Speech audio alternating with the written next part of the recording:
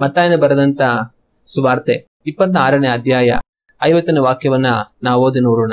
ಯೇಸು ಅವನಿಗೆ, ಗೆಳೆಯನೇ, ನೀನು ಬಂದ ಕೆಲಸ ಇದೆಯೋ ಎಂದು ಹೇಳಲು ಅವರು ಹತ್ತಿರಕ್ಕೆ ಬಂದು ಯೇಸುವಿನ ಮೇಲೆ ಕೈ ಹಾಕಿ ಆತನನ್ನು ಹಿಡಿದರು.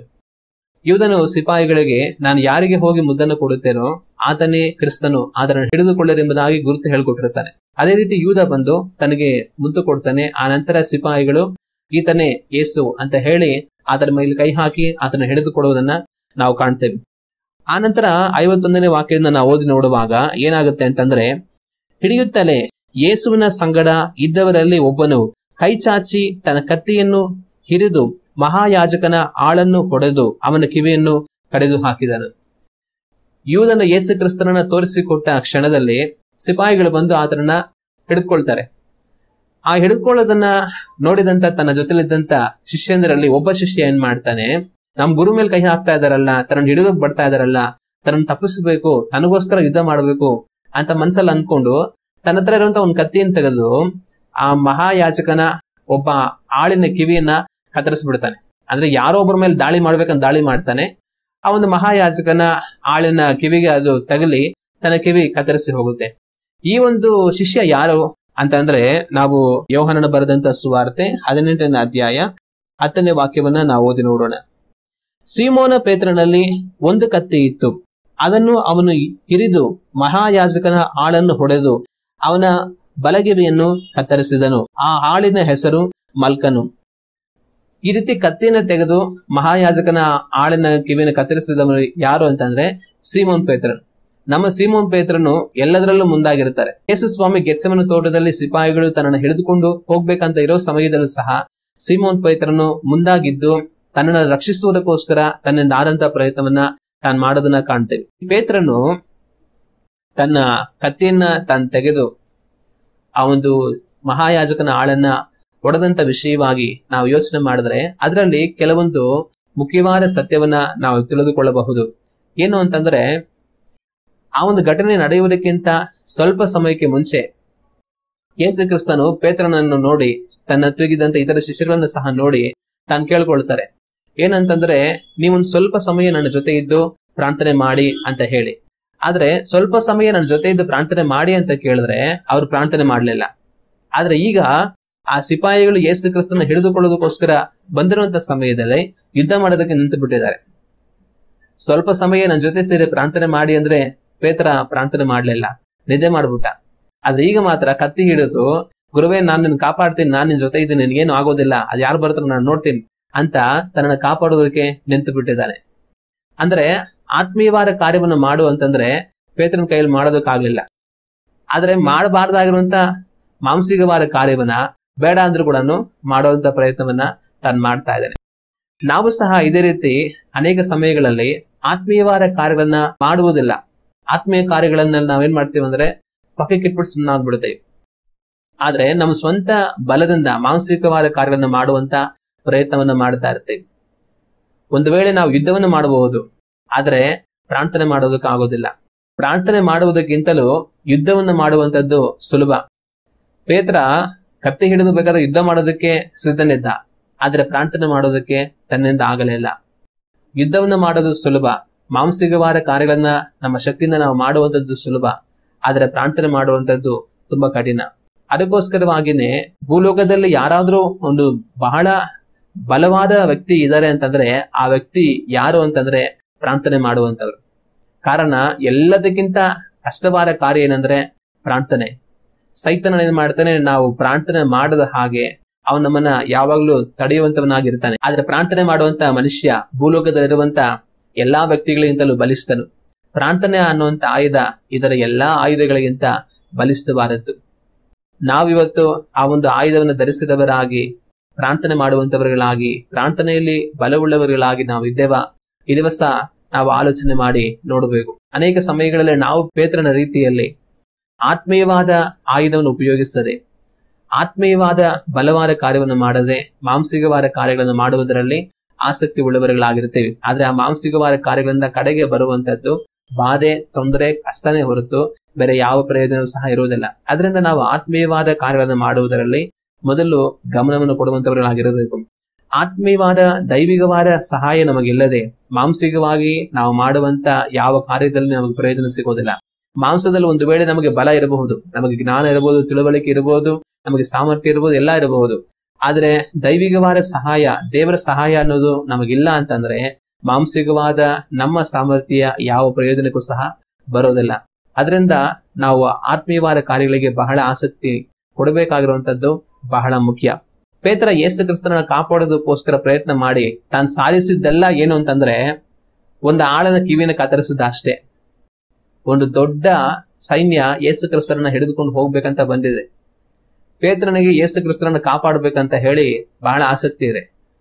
ಆ ರೀತಿ ಕಾಪಾಡ್ಬೇಕಂತ ಹೇಳಿ ತಾನು ಮಾಡಿದಂತ ಆ ಪ್ರಯತ್ನದಲ್ಲಿ ತನಗೆ ಸಿಕ್ಕಂತ ದೊಡ್ಡ ಪ್ರತಿಫಲ ಏನಂತಂದ್ರೆ ಒಂದು ಆಳಿನ ಕಿವಿನ ಕತ್ತರಿಸಿದ ಅಷ್ಟೇ. ಅದು ಬಿಟ್ಟು ಮತ್ತೆ ಏನು ಕೂಡ ತನ್ನ ಕೈಯಲ್ಲಿ ಮಾಡೋದಕ್ಕಾಗ್ಲಿಲ್ಲ. ಆದ್ರೆ ಯೇಸು ಕ್ರಿಸ್ತನು ಪೇತ್ರನನ್ನ ತಡೆದು ಆ ನಂತರ ಯೇಸು ಕ್ರಿಸ್ತನು ತನ್ನೇ ತಾನು ಬಲಿಯಾಗುವುದಕ್ಕಾಗಿ ಒಪ್ಪಿಸಿಕೊಟ್ಟನು. ಪೇತ್ರ ಕೇವಲ ಒಂದು ಆಳಿನ ಕಿವಿನ ಕತ್ತರಿಸಿ ಏನು ಸಾಧಿಸಲಿಲ್ಲ, ಆದ್ರೆ ಯೇಸು ಕ್ರಿಸ್ತನು ತನ್ನನ್ನೇ ಬಲಿಯಾಗಿ ಕೊಟ್ಟು ಈ ಲೋಕವನ್ನೇ ಸಂಪಾದಿಸಿದರು. ಹಲ್ಲೆಲೂಯಾ. ಯೇಸು ಕ್ರಿಸ್ತನು ಸಕಲ ರಾಜ್ಯಗಳನ್ನ ಜಯಿಸಿದ್ದಾರೆ. ಯೇಸು ಕ್ರಿಸ್ತನು ಸಕಲ ಜನಗಳನ್ನ ಜಯಿಸಿದ್ದಾರೆ. ನಮ್ಮನ್ನು ಕೂಡ ಅವರು ಜಯಿಸಿ ನಮ್ಮನ್ನ ರಕ್ಷಿಸಿದ್ದಾರೆ. ಹಲ್ಲೆಲೂಯಾ. ಪೇತ್ರ ಆ ಕತ್ತಿಯನ್ನು ಹಿಡಿದು ಆ ಒಂದು ಮಹಾಯಾಜಕನ ಆಳಿನ ಕಿವಿಯನ್ನ ಕತ್ತರಿಸಿ ಏನು ಕೂಡ ಸಾಧಿಸೋದಕ್ಕೆ ಆಗ್ಲಿಲ್ಲ. ಆದ್ರೆ ಮತ್ತೆ ಮುಂದೆ ಒಂದು ದಿವಸ ಪೇತ್ರ ಇನ್ನೊಂದು ಆಯುಧನ ಉಪಯೋಗಿಸ್ತಾರೆ. ದೇವರ ವಾಕ್ಯ ಅನ್ನುವಂತ ಕತ್ತಿಯನ್ನು ಉಪಯೋಗಿಸ್ತಾರೆ. ಆ ದೇವರ ವಾಕ್ಯ ಅನ್ನುವಂತ ಕತ್ತಿನ ಉಪಯೋಗಿಸಿದ ದಿವಸದಲ್ಲಿ 3,000 ಜನಗಳು ಒಂದೇ ದಿವಸದಲ್ಲಿ ತಮ್ಮನ್ನ ದೇವರು ಒಪ್ಪಿಸಿಕೊಟ್ಟು ರಕ್ಷಣೆ ಹೊಂದುವಂತದನ್ನ ನಾವು ಕಾಣ್ತೇವೆ. ಅಪೊಸ್ತಲರ ಕೃತ್ಯಗಳು 2ನೇ ಅಧ್ಯಾಯ 37ನೇ ವಾಕ್ಯವನ್ನ ನಾವು ಓದಿ ನೋಡಿದರೆ ಈ ವಾಕ್ಯದಲ್ಲಿ ಈ ರೀತಿಯಾಗಿದೆ. ಇದನ್ನು ಅವರು ಕೇಳಿ ಹೃದಯದಲ್ಲಿ ಅಲಗು ನೆಟ್ಟಂತಾಗಿ ಪೇತ್ರನನ್ನು ಉಳಿದ ಅಪೊಸ್ತಲರನ್ನು, ಸಹೋದರರೇ, ನಾವೇನು ಮಾಡಬೇಕು ಎಂದು ಕೇಳಲು ಪೇತ್ರನು ಅವರಿಗೆ, ನಿಮ್ಮ ಪಾಪಗಳು ಪರಿಹಾರವಾಗುವುದಕ್ಕಾಗಿ ನಿಮ್ಮಲ್ಲಿ ಪ್ರತಿಯೊಬ್ಬರು ದೇವರ ಕಡೆಗೆ ತಿರುಗಿಕೊಂಡು ಯೇಸು ಕ್ರಿಸ್ತನ ಹೆಸರಿನ ಮೇಲೆ ದೀಕ್ಷಾಸ್ನಾನ ಮಾಡಿಸಿಕೊಳ್ಳಿರಿ, ಆಗ ನೀವು ಪವಿತ್ರಾತ್ಮ ದಾನವನ್ನು ಹೊಂದುವಿರಿ ಎಂದು ಹೇಳಿದನು. ಒಂದು ದಿವಸದಲ್ಲಿ ಪೇತ್ರನು ಶಾರೀರಿಕವಾದ ಕತ್ತಿಯನ್ನು ಉಪಯೋಗಿಸಿ ಒಂದು ಆಳನ್ನ ಗಾಯಪಡಿಸಿದನು. ಅದರಿಂದ ಏನು ಸಾಧಿಸೋದಕ್ಕಾಗಲಿಲ್ಲ. ಮುಂದೊಂದು ದಿವಸ ಆತ್ಮೀಯ ಆಯುಧವಾಗಿರುವಂತಹ ದೇವರ ವಾಕ್ಯವನ್ನ ಪೇತ್ರನು ಉಪಯೋಗಿಸಿದನು. ಅದರಿಂದ ಒಂದೇ ದಿವಸದಲ್ಲಿ 3,000 ಜನಗಳು ರಕ್ಷಣೆ ಹೊಂದಿಕೊಳ್ಳುವಂತದನ್ನ ನಾವು ಕಾಣುತ್ತೇವೆ. ಹಲ್ಲೆಲೂಯಾ. ಅದರಿಂದ ನಮಗೆ ಮಾಂಸಿಕವಾದ ಆಯುಧಗಳು ಪ್ರಯೋಜನವಿಲ್ಲ. ಯೇಸು ಕ್ರಿಸ್ತನ ಅದನ್ನ ಪ್ರೇರೇಪಿಸೋದು ಇಲ್ಲ.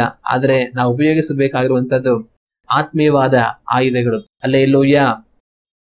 ನಾವು ದೇವರ ವಾಕ್ಯವನ್ನು ನೋಡುವಾಗ ಪೇತ್ರನು ಯಾತರ ಪಟ್ಟು ಏನೋ ತನ್ನ ಶಕ್ತಿಯಿಂದ ತಾನು ಯೇಸು ಕ್ರಿಸ್ತನ ಕಾಪಾಡ್ಕೊಂಡು ಬಿಡ್ತೀನಿ, ಯಾರು ಕೂಡ ಯೇಸು ಕ್ರಿಸ್ತನ ಹಿಡಿಯೋದಕ್ಕಾಗೋದಿಲ್ಲ, ನಾನು ಅವರನ್ನ ರಕ್ಷಿಸ್ಕೊಳ್ತೀನಿ ಅಂತ ಹೇಳಿ ತಾನು ಕತ್ತಿಯನ್ನು ತೆಗೆದು ಆ ಒಂದು ಮಹಾಯಾಜಕನ ಆಳಿನ ಕಿವಿನ ಕತ್ತರಿಸ್ತಾನೆ. ಅದರಿಂದ ತಾನೇನು ಯೇಸು ಕ್ರಿಸ್ತನ ಕಾಪಾಡೋದಕ್ಕೆ ಆಗ್ಲಿಲ್ಲ. ಆದ್ರೆ ಕೊನೆಗೆ ಯೇಸು ಕ್ರಿಸ್ತನ ಮತ್ತೆ ಬಂದು ಪೇತ್ರನ ಮಾಡಿದಂತ ಆ ತಪ್ಪನ್ನ ಸರಿ ಮಾಡ್ಬೇಕಾಯ್ತು. ನಾವು ದೇವರ ವಾಕ್ಯವನ್ನ ಓದಿ ನೋಡುವಾಗ ಲೂಕನ ಬರೆದಂತ ಸುವಾರ್ತೆ 22ನೇ ಅಧ್ಯಾಯ ವಾಕ್ಯಗಳು 50 ಮತ್ತು 51 ಓದಿ ನೋಡುವಾಗ ಈ ವಾಕ್ಯಗಳಲ್ಲಿ ಈ ರೀತಿಯಾಗಿದೆ. ಅವರಲ್ಲಿ ಒಬ್ಬನು ಮಹಾಯಾಜಕನ ಆಳನ್ನು ಹೊಡೆದು ಅವನ ಬಲಗಿವಿಯನ್ನು ಕಡಿದು ಹಾಕಿದನು. ಆದರೆ ಯೇಸು ಇಷ್ಟಕ್ಕೆ ಬಿಡಿರಿ ಎಂದು ಹೇಳಿ ಆ ಕಿವಿಯನ್ನು ಮುಟ್ಟಿ ಅವನಿಗೆ ವಾಸಿ ಮಾಡಿದನು. ಹಲ್ಲೆಲೂಯಾ. ಪೇತ್ರ ಏನ್ ಮಾಡ್ತಾನೆ, ಆ ತರದಿಂದ ಯೇಸು ಕ್ರಿಸ್ತನನ್ನು ಕಾಪಾಡಬೇಕಂತ ಹೇಳಿ ಕತ್ತಿಯಿಂದ ಆ ಹಾಳಿನ ಕಿವಿಯನ್ನ ಕತ್ತರಿಸ್ಬಿಡ್ತಾನೆ. ಆದ್ರೆ ಯೇಸು ಕ್ರಿಸ್ತನ್ ತನ್ನನ್ನು ನಿಲ್ಲಿಸಿ ಆ ನಂತರ ಆ ಒಂದು ಕಿವಿಯನ್ನ ತಾನು ಸರಿ ಮಾಡುವಂತದನ್ನ, ಗುಣಪಡಿಸುವಂತದ್ದನ್ನ ದೇವರ ವಾಕ್ಯದಲ್ಲಿ ನಾವು ಕಾಣಬಹುದು. ಹಲ್ಲೆಲೂಯಾ. ಆಗ ಪೇತ್ರನ ಮಾಡಿದಂತ ತಪ್ಪನ್ನ ಯೇಸು ಕ್ರಿಸ್ತನ ಅಲ್ಲಿ ಬಂದು ಸರಿ ಮಾಡಬೇಕಾಗಿತ್ತು. ಇದೇ ರೀತಿ ನಮ್ಮ ಜೀವಿತಗಳನ್ನ ನಾವೇನ್ ಮಾಡ್ತೇವೆ, ಆತ್ಮೀಯವಾದ ಕಾರ್ಯಗಳಿಗೆ ನಾವು ಪ್ರಾಮುಖ್ಯತೆಯನ್ನು ಕೊಡದೆ, ದೇವರಿಗೆ ಪ್ರಾಮುಖ್ಯತೆಯನ್ನು ಕೊಡದೆ, ನಮ್ ಸ್ವಂತ ಇಷ್ಟದಂತೆ ನಮ್ಮ ಯೋಚನೆಯಂತೆ ನಾವೇನೋ ಮಾಡ್ಕೊಂಡು ಹೋಗ್ಬಿಡ್ತೇವೆ. ಕೊನೆಗೇನಾಗುತ್ತಂದ್ರೆ ಎಲ್ಲಾ ಕೆಟ್ಟೋಗುತ್ತೆ. ಎಲ್ಲಾ ಕೆಟ್ಟೋದ್ಮೇಲೆ ಸ್ವಾಮಿ ಏನಪ್ಪಾ ಎಲ್ಲ ಹಿಂಗಾಗೋಯ್ತು ಅನ್ಕೊಂಡು ದೇವ್ರೆ ನೀನೇ ದಿಕ್ಕಪ್ಪ, ಇನ್ನ ನೀನೇ ಏನಾದ್ರು ಮಾಡಿ ಸರಿ ಮಾಡ್ಬೇಕಪ್ಪ ಅಂತ ಆಮೇಲೆ ದೇವ್ರ ಹತ್ರ ಹೋಗ್ತೇವೆ. ಎಲ್ಲಾ ಕೆಟ್ಟ ಹೋಗಿ ಆಮೇಲೆ ದೇವ್ರ ಹತ್ರ ಹೋಗೋದಕ್ಕಿಂತ ಮೊದಲೇ ದೇವ್ರ ಹತ್ರ ಹೋದ್ರೆ ನಮಗೆ ಎಷ್ಟೋ ಒಳ್ಳೇದು. ಆಮೇಲೆ ಏನಾಗುತ್ತೆ ಅಂದ್ರೆ ನಾವು ನಮ್ ಸ್ವಂತ ಪ್ರಯತ್ನದಿಂದ ಮಾಡಿ ಎಲ್ಲಾ ಕೆಟ್ಟ ಹೋಗಿ ಕೊನೆಗೆ ದೇವ್ರೆ ನೀನೇ ದಿಕ್ಕಪ್ಪ ಅಂದ್ಮೇಲೆ ಮತ್ತೆ ದೇವ್ರೆ ಬಂದು ಅದನ್ನ ಸರಿ ಮಾಡ್ಬೇಕು. ಪೇತ್ರನ ಆತರ ಪಟ್ಟು ಆಳಿನ ಕಿವಿಯನ್ನ ಹೊಡೆದು ಗಾಯಪಡಿಸ್ತಾ ಕೊನೆಗೆ ಯೇಸು ಕ್ರಿಸ್ತನೇ ಬಂದು ಅದನ್ನ ಸರಿ ಮಾಡ್ಬೇಕಾಗಿತ್ತು. ಆದ್ರಿಂದ ನಾವು ನಮ್ಮ ಮಾಂಸದ ಬಲಕ್ಕೆ, ನಮ್ಮ ಜ್ಞಾನಕ್ಕೆ, ತಿಳುವಳಿಕೆಗೆ, ನಮ್ಮ ಆಲೋಚನೆಗೆ ಮುಖ್ಯತ್ವವನ್ನು ಕೊಡದೆ ದೇವರ ಚಿತ್ತ ಏನಿದೆ ಅನ್ನುವಂಥದ್ದನ್ನ ತಾಳ್ಮೆಯಿಂದ ನಾವು ತಿಳಿದುಕೊಂಡು ಅದಕ್ಕೆ ನಾವು ಒಪ್ಪಿಸಿಕೊಟ್ಟು ಜೀವಿಸಬೇಕಾಗಿರುವಂತದ್ದು ಬಹಳ ಮುಖ್ಯ. ಯೇಸು ಕ್ರಿಸ್ತನು ತನ್ನನ್ನ ಹಿಡಿದುಕೊಂಡು ಹೋಗೋದಕ್ಕೋಸ್ಕರ ಬಂದಿರುವಂತಹ ಒಂದು ವ್ಯಕ್ತಿಯ ಗಾಯವನ್ನು ಸರಿಪಡಿಸಿ ತನ್ನ ಕಿವಿಯನ್ನು ವಾಸಿ ಮಾಡುವಾಗ ಅದು ಏನನ್ನ ತೋರಿಸುತ್ತೆ? ಯೇಸು ಕ್ರಿಸ್ತನು ತನ್ನನ್ನು ಹಿಡಿದುಕೊಂಡು ಹೋಗಿ ಕೊಲ್ಲಬೇಕಂತ ಇರುವಂತ ಜನಗಳ ಗಾಯವನ್ನು ಸಹ ಗುಣಪಡಿಸುವ ಆತನಾಗಿದ್ದಾನೆ. ಹಲ್ಲೆಲೂಯಾ. ಆತನ ಪ್ರೀತಿ, ಆತನ ಆ ಒಂದು ತ್ಯಾಗ ಎಂಥದ್ದು ಅನ್ನೋದನ್ನ ಇದರಿಂದ ನಾವು ತಿಳಿದುಕೊಳ್ಳಬಹುದು. ಯೇಸು ಕ್ರಿಸ್ತನ್ ಹೇಳಿದ ಮಾತು, ನಿಮ್ಮ ವೈರಿಗಳನ್ನು ಪ್ರೀತಿಸಿರಿ ಅಂತ ಅವ್ರು ನಮಗೆ ಹೇಳಿದ್ರು. ಯೇಸು ಕ್ರಿಸ್ತನ ಆ ಮಾತನ್ನ ಹೇಳಿ ಅವರು ಅದನ್ನೇ ಮಾಡೋದನ್ನ ನಾವು ಕಾಣುತ್ತೇವೆ. ಅವರೆಲ್ಲ ಯೇಸು ಕ್ರಿಸ್ತನ ಹಿಡಿದುಕೊಂಡು ಹೋಗಿ ತನ್ನನ್ನ ಕ್ರೂರವಾಗಿ ಹಿಂಸಿಸಿ, ತನ್ನನ್ನ ಹೊಡೆದು, ತನ್ನನ್ನ ಗಾಯಪಡಿಸಿ ಶಿಲುಬೆಗೆ ಒಪ್ಪಿಸಿಕೊಟ್ಟು ಮರಣಕ್ಕೆ ಒಪ್ಪಿಸುವುದಕ್ಕಿದ್ದಾರೆ. ಅದಕ್ಕೋಸ್ಕರವಾಗಿ ಹಿಡಿದುಕೊಂಡು ಹೋಗೋದಕ್ಕೋಸ್ಕರ ಬಂದಿದ್ದಾರೆ. ಆದ್ರೆ ಆ ರೀತಿ ತನ್ನನ್ನ ಗಾಯಪಡಿಸುವುದಕ್ಕೋಸ್ಕರವಾಗಿ ಬಂದಿರುವಂತಹ ಜನಗಳ ಗಾಯಗಳನ್ನು ಸಹ ಯೇಸು ಕ್ರಿಸ್ತನು ಗುಣಪಡಿಸಿದನು. ಆತನ ಪ್ರೀತಿ ಎಂತದ್ದು! ಆ ರೀತಿ ಆತನ ಮಾಡಿ ನಮ್ಮನ್ನ ನೋಡಿ ನಿಮ್ಮ ವೈರಿಗಳನ್ನು ಸಹ ನೀವು ಪ್ರೀತಿಸಿರಿ ಅಂತ ಆತನ ನಮಗೆ ಹೇಳಿದ್ದಾನೆ. ಇವತ್ತು ನಾವು ಯಾವ ರೀತಿ ಜೀವಿಸ್ತಾ ಇದ್ದೇವೆ? ನಮ್ಮನ್ನ ಪ್ರೀತಿ ಮಾಡುವಂತವ್ರನ್ನ ಮಾತ್ರ ನಾವು ಪ್ರೀತಿ ಮಾಡುವಂತದ್ದಲ್ಲ. ಆದ್ರೆ ಒಂದು ವೇಳೆ ನಮ್ಮನ್ನು ದ್ವೇಷ ಮಾಡುವಂತವ್ರನ್ನು ಪ್ರೀತಿ ಮಾಡುವಂತ ಮನಸ್ಸು ನಮಗಿದೆಯಾ? ನಮಗೆ ಕೇಡನ್ನು ಮಾಡುವಂತವರಿಗೂ ಒಳ್ಳೆಯದನ್ನು ಮಾಡುವಂತ ಮನಸ್ಸು ನಮಗಿದೆಯಾ? ನಮಗೆ ಅಪಕಾರ ಮಾಡುವಂತವ್ರಿಗೂ ಉಪಕಾರವನ್ನು ಮಾಡುವಂತ ಮನಸ್ಸು ನಮಗಿದೆಯಾ? ನಾವು ಹಾಳಾಗೋಗ್ಲಿ ಅಂತ ಹೇಳಿ ಕುಯುಕ್ತಿಗಳನ್ನ ಮಾಡುವಂತವರಿಗೂ ನಾವು ಒಳ್ಳೇದಾಗ್ಲಿ ಅಂತ ಹೇಳಿ ಒಳ್ಳೆ ಕಾರ್ಯಗಳನ್ನ ಮಾಡುವಂತವರುಗಳಾಗಿ ನಾವಿದ್ದೇವಾ? ಇವತ್ತು ನಾವು ಯೋಚನೆ ಮಾಡಿ ನೋಡ್ಬೇಕು. ಯೇಸು ಕ್ರಿಸ್ತನು ತನ್ನನ್ನು ಹಿಡಿದುಕೊಂಡು ಹೋಗಿ ಗಾಯಪಡಿಸಬೇಕಂತ ಇರುವಂತವರ ಗಾಯವನ್ನು ಗುಣಪಡಿಸಿ ತನಗೆ ಸೌಖ್ಯವನ್ನ ಕೊಡೋದನ್ನ ನಾವು ಕಾಣ್ತೇವೆ. ನಾನು ನೀವು ನಮ್ಮನ್ನ ಕಾರಣವಿಲ್ಲದೆ ವಿರೋಧ ಮಾಡುವಂತವ್ರನ್ನ ಸಹ ಪ್ರೀತಿಸಿ ನಮಗೆ ಅವಕಾಶ ದೊರಕುವಾಗ ಅವರಿಗೂ ಒಳ್ಳೆಯದನ್ನ ಮಾಡುವಂತವರಾಗಿರಬೇಕು. ಅದನ್ನ ದೇವರು ಇದನ್ನು ನೋಡ್ತಾರೆ. ಹಲ್ಲೆಲೂಯಾ. ಸಿಮೋನ್ ಪೇತ್ರನು ಆ ಒಂದು ಮಹಾಯಾಜಕನ ಆಳಿನ ಬಲಕಿವಿಯನ್ನು ಕತ್ತರಿಸಿದ ಕ್ಷಣದಲ್ಲಿ ಆನಂತರ ಯೇಸು ಕ್ರಿಸ್ತನ್ ತನ್ನ ನೋಡಿ ಒಂದ್ ಮಾತು ಹೇಳ್ತಾರೆ. ಮತ್ತಾಯನ ಬರೆದಂತ ಸುವಾರ್ತೆ 26ನೇ ಅಧ್ಯಾಯ 52ನೇ ವಾಕ್ಯವನ್ನು ನಾವು ಓದಿ ನೋಡುವಾಗ ಅಲ್ಲಿ ಯೇಸು ಕ್ರಿಸ್ತನು ಈ ರೀತಿಯಾಗಿ ಹೇಳ್ತಾರೆ. ಆಗ ಯೇಸು ಅವನಿಗೆ, ನಿನ್ನ ಕತ್ತಿಯನ್ನು ತಿರುಗಿ ಓರೆಯಲ್ಲಿ ಸೇರಿಸು. ಕತ್ತಿಯನ್ನು ಹಿಡಿದವರೆಲ್ಲರೂ ಕತ್ತಿಯಿಂದ ಸಾಯುವರು. ಯೇಸು ಕ್ರಿಸ್ತನು ಪೇತ್ರನು ಮಾಡಿದಂತ ಆ ಕಾರ್ಯವನ್ನು ನೋಡಿ ತದನಂತರ ತನಗೆ, ನಿನ್ನ ಒಂದು ಕತ್ತಿಯನ್ನು ನೀನು ಓರೆಯಲ್ಲಿ ಹಾಕು, ಕತ್ತಿಯನ್ನು ಹಿಡಿಯುವಂತವರೆಲ್ಲರೂ ಕತ್ತಿಯಿಂದಲೇ ಸಾಯುವರು, ಕತ್ತಿಯನ್ನು ಉಪಯೋಗಿಸಬೇಡ ಅಂತ ಯೇಸು ಕ್ರಿಸ್ತನು ಪೇತ್ರನಿಗೆ ಅಲ್ಲಿ ಹೇಳೋದನ್ನ ನಾವು ಕಾಣ್ತೀವಿ. ಆಗ ಯೇಸು ಕ್ರಿಸ್ತನು ಪೇತ್ರನಿಗೆ ಮಾತುಗಳನ್ನು ಹೇಳೋದಕ್ಕೆ ಕಾರಣ ಏನು? ನೀನು ಕತ್ತಿಯನ್ನು ಉಪಯೋಗಿಸಿ ಜನಗಳನ್ನ ಗಾಯಪಡಿಸಬೇಡ, ನನ್ನನ್ನ ಬಿಡಿಸೋದಕ್ಕೆ ನೀನು ಪ್ರಯತ್ನ ಮಾಡಬೇಡ, ನಿನ್ನ ಕತ್ತಿಯನ್ನು ಓರೆಯಲ್ಲಿ ಹಾಕು, ನಿಲ್ಲಿಸು ನಿನ್ನ ಕತ್ತಿಯನ್ನು ಉಪಯೋಗಿಸಿ ದಾಳಿ ಮಾಡೋದನ್ನ ಅಂತ ಹೇಳೋದಕ್ಕೆ ಕಾರಣ ಏನು? ಕತ್ತಿಯನ್ನು ಹಿಡಿಯುವಂತವರು ಕತ್ತಿಯಿಂದಲೇ ಸಾಯುವರು ಅಂತ ಹೇಳೋದಕ್ಕೆ ಕಾರಣ ಏನು? ಹಂಗ ಹೇಳೋದಕ್ಕೆ ಕಾರಣ ಏನಂತಂದ್ರೆ, ನೀನೀಗ ಇವ್ರನ್ನ ಹೊಡೆದು ಗಾಯಪಡಿಸಿ ಒಂದ್ ವೇಳೆ ನನ್ನನ್ನ ಬಿಡಿಸೋ ಪ್ರಯತ್ನ ಮಾಡಬಹುದು. ಆದ್ರೆ ನೀನ್ ಅವರನ್ನ ಹೊಡೆದು ಗಾಯಪಡಿಸಿ ಅವ್ರನ್ನ ಕೊಂದು ಹಾಕಿದ್ರೆ ಅದಿಷ್ಟಕ್ಕೆ ಮುಗಿಯೋದಿಲ್ಲ. ಆ ನಂತರ ಬೇರೆ ಸೈನಿಕರು ಅಥವಾ ಅಲ್ಲಿ ತುಂಬಾ ಸೈನಿಕರು ಬಂದಿದ್ರು, ಸುಮಾರು 200ರಿಂದ 600 ಸೈನಿಕರು ಬಂದಿದ್ರು ಅಂತ ಹೇಳಲಾಗತ್ತೆ. ಆಗ ಪೇತ್ರ ಯೇಸು ಕ್ರಿಸ್ತನಿಗೋಸ್ಕರ ಕತ್ತಿ ಹಿಡಿದು ಹೋರಾಟ ಮಾಡಿ 200ರಿಂದ 600 ಸೈನಿಕರ ಮೇಲೆ ತಾನು ಜಯಿಸೋದಕ್ಕೆ ಸಾಧ್ಯ ಇಲ್ಲ. ಒಬ್ರನ್ನ ಇಬ್ರನ್ನ 10 ಜನ ಗಾಯ ಮಾಡಬಹುದು. ಆದ್ರೆ ಆಮೇಲೆ ಅವರೆಲ್ಲರೂ ಪೇತ್ರನ ಮೇಲೆ ಬಿದ್ದು ಪೇತ್ರನನ್ನ ಅವರು ಗಾಯಪಡಿಸ್ತಾರೆ. ಆ ನಂತರ ಪೇತ್ರ ಏನು ಕೂಡ ಮಾಡೋದಕ್ಕಾಗೋದಿಲ್ಲ. ಅದರಿಂದ ಯೇಸು ಕ್ರಿಸ್ತನ ಹೇಳ್ತಾರೆ, ನೀನೀಗ ಅವ್ರನ್ನ ಕತ್ತಿಯಿಂದ ಗಾಯಪಡಿಸಿದ್ರೆ ಅವರು ನಿನ್ನನ್ನ ಕತ್ತಿಯಿಂದ ಗಾಯಪಡಿಸ್ತಾರೆ. ನೀನ್ ಅವ್ರನ್ನ ಗಾಯಪಡಿಸ್ತೀಯಾ, ಅವರು ನಿನ್ನನ್ನು ಗಾಯಪಡಿಸ್ತಾರೆ. ಕತ್ತಿ ಹಿಡಿಯುವವನು ಕತ್ತಿಯಿಂದಲೇ ಸಾಯುವನು. ಒಬ್ಬನ ಕತ್ತಿ ಹಿಡಿದು ಬೇರೆಯವ್ರನ್ನ ಕೊಂದು ಹಾಕಿದ್ರೆ ಇನ್ನೊಬ್ರು ಯಾರೋ ಬಂದು ಅವರನ್ನ ಕೊಂದು ಹಾಕ್ತಾರೆ. ಅದರಿಂದ ಕತ್ತಿ ಹಿಡಿಬಾರದು ಅಂತ ಯೇಸು ಕ್ರಿಸ್ತನು ನೀನ್ ಸುಮ್ಮನಾಗು ಅಂತ ಪೇತ್ರನಿಗೆ ಈ ಸ್ಥಳದಲ್ಲಿ ಹೇಳುವಂತದ್ದನ್ನ ನಾವು ಕಾಣುತ್ತೇವೆ. ಯೇಸು ಕ್ರಿಸ್ತನು ಜಯವನ್ನು ಹೊಂದುತ್ತಾರೆ. ಆದ್ರೆ ಯೇಸು ಕ್ರಿಸ್ತನು ಯಾವ ರೀತಿ ಜಯಿಸ್ತಾರೆ ಅಂತಂದ್ರೆ, ಕತ್ತಿ ಹಿಡಿದು ಮತ್ತೊಬ್ಬರನ್ನ ಗಾಯಪಡಿಸುವುದ್ರ ಮುಖಾಂತರ ಯೇಸು ಕ್ರಿಸ್ತನು ಜಯಿಸುವುದಿಲ್ಲ. ಆದ್ರೆ ಯೇಸು ಕ್ರಿಸ್ತನು ಪ್ರೀತಿಯಿಂದ ಜಯಿಸುತ್ತಾರೆ. ಹಲ್ಲೆಲೂಯಾ. ಯೇಸು ಕ್ರಿಸ್ತನು ಜಯವನ್ನು ಹೊಂದಿರುವ ಆತನು. ಆದ್ರೆ ಆತನು ಯಾವ ರೀತಿ ಜಯವನ್ನು ಹೊಂದಿದರು? ಕತ್ತಿ ಹಿಡಿದು ಆತನ ಜಯಿಸಲಿಲ್ಲ, ಪ್ರೀತಿಯಿಂದ ಎಲ್ಲರನ್ನು ಜಯಿಸಿದ್ದಾರೆ. ಹಲ್ಲೆಲೂಯಾ. ಅದೇ ರೀತಿ ಯೇಸು ಕ್ರಿಸ್ತನು ಕೊಲ್ಲುವುದರ ಮುಖಾಂತರ ಜಯವನ್ನು ಹೊಂದುವ ಆತನಲ್ಲ. ಆದ್ರೆ ಯೇಸು ಕ್ರಿಸ್ತನು ತನ್ನ ಪ್ರಾಣವನ್ನೇ ಬಲಿಯಾಗಿ ಕೊಡುವುದರ ಮುಖಾಂತರ, ತ್ಯಾಗದ ಮುಖಾಂತರ ಜಯಿಸುವ ಆತನಾಗಿದ್ದಾನೆ. ಹಲ್ಲೆಲೂಯಾ. ಯೇಸು ಕ್ರಿಸ್ತನು ಇಲ್ಲಿ ಪೇತ್ರನನ್ನ ನೋಡಿ, ನಿನ್ನ ಕತ್ತಿಯನ್ನು ಓರೆಯಲ್ಲಿ ಹಾಕು, ಕತ್ತಿಯನ್ನು ಹಿಡಿಯುವವನು ಕತ್ತಿಯಿಂದಲೇ ಸಾಯುವನಂತ ಹೇಳಿ ಪೇತ್ರನನ್ನ ತಡೆಯುವಾಗ ಅಲ್ಲಿ ಯೇಸು ಕ್ರಿಸ್ತನು ಸೂಚಿಸುವಂತ ಒಂದು ಕಾರ್ಯ, ಆತನು ಯಾವ ಸಮಯದಲ್ಲಿಯೂ ಸಹ ನಾವು ಕತ್ತಿಯನ್ನು ಹಿಡಿದು ಹೋರಾಟ ಮಾಡಬೇಕು, ನಾವು ಗಲಭೆಗಳನ್ನು ಮಾಡಬೇಕು ಅನ್ನೋದನ್ನ ಆತನು ಯಾವತ್ತೂ ಪ್ರೇರೇಪಿಸುವುದಲ್ಲ. ಆತನು ಮಾಂಸಿಕವಾದ ಶಾರೀರಿಕವಾದಂತ ಆಯುಧಗಳನ್ನು ಹಿಡಿದು ನಾವು ಹೋರಾಟ ಮಾಡಬೇಕು ಅನ್ನೋದನ್ನ ಯಾವತ್ತೂ ಯೇಸು ಕ್ರಿಸ್ತನು ತಾನು ಪ್ರೇರೇಪಿಸೋದೇ ಇಲ್ಲ. ಶಾಂತಿಯನ್ನು ಕೆಡಿಸುವಂತ ಒಂದು ಮಾಂಸಿಕವಾದ ಕಾರ್ಯಗಳನ್ನು ನಾವು ಮಾಡಬೇಕು ಅನ್ನೋದನ್ನ ಆತನು ಯಾವತ್ತೂ ಸಹ ಪ್ರೇರೇಪಿಸೋದಲ್ಲ. ಯೇಸು ಕ್ರಿಸ್ತನು ಇನ್ನೂ ನಮಗೆ ಹೇಳ್ಕೊಟ್ಟಿದ್ದೇನಂತಂದ್ರೆ, ಕತ್ತಿಯನ್ನು ಉಪಯೋಗಿಸಬೇಡಿ, ಆದ್ರೆ ನಿಮ್ಗೆ ಏನ್ ಬರುತ್ತೋ ಅದೆಲ್ಲವನ್ನು ಸಹಿಸಿಕೊಳ್ಳಿ ಅಂತ ಅವ್ರು ನಮಗೆ ಹೇಳಿದ್ದಾರೆ. ದೇವ್ರ ವಾಕ್ಯವನ್ನ ನಾವು ಓದಿ ನೋಡುವಂತ ಸಮಯದಲ್ಲಿ ಯೇಸು ಕ್ರಿಸ್ತನ್ ಹೇಳಿದಂತ ಮಾತು, ಒಬ್ಬನು ನಿನ್ನ ಬಲಗನೆಗೆ ಹೊಡೆದರೆ ನಿನ್ನ ಇನ್ನೊಂದು ಕೆನ್ನೆಯನ್ನು ಸಹ ಅವನಿಗೆ ತೋರಿಸು ಅಂತ ಯೇಸು ಕ್ರಿಸ್ತನ್ ಹೇಳಿಕೊಟ್ರು. ಯೇಸು ಕ್ರಿಸ್ತನ ಹಿಂಸೆಯನ್ನ ಯಾವತ್ತೂ ಸಹ ಆತನು ಪ್ರೇರೇಪಿಸುವುದಿಲ್ಲ. ಹಿಂಸೆಯಿಂದ ನಾವು ಕಾರ್ಯಗಳನ್ನ ಮಾಡಬೇಕನ್ನೋದನ್ನ ಆತನು ಯಾವತ್ತೂ ಸಹ ಇಷ್ಟಪಡುವುದಿಲ್ಲ. ನಾವು ಸಹಿಸಿಕೊಳ್ಳಬೇಕು, ತಾಳ್ಮೆಯಿಂದ ಇರಬೇಕು ಅನ್ನುವಂಥದ್ದನ್ನು ಆತನು ನಮಗೆ ತೋರಿಸುವ ಆತನಾಗಿದ್ದಾನೆ. ಹಲ್ಲೆಲೂಯಾ.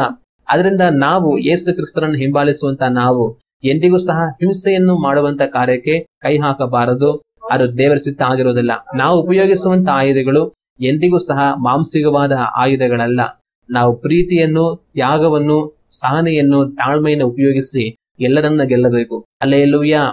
ಕತ್ತಿಯಿಂದ ಮಾಡುವುದಕ್ಕೆ ಆಗದಿರುವಂತ ಕಾರ್ಯವನ್ನ ಪ್ರೀತಿ, ತಾಳ್ಮೆ, ತ್ಯಾಗ ಮಾಡುವುದಕ್ಕೆ ಸಾಧ್ಯ. ಯೇಸು ಕ್ರಿಸ್ತನು ಅದನ್ನೇ ನಮಗಾಗಿ ಮಾಡಿದ್ದಾರೆ. ಹಲ್ಲೆಲೂಯಾ. ಆತನನ್ನ ನಾವು ಅನುಸರಿಸುವಂತವರುಗಳಾಗಿ ಇರಬೇಕು.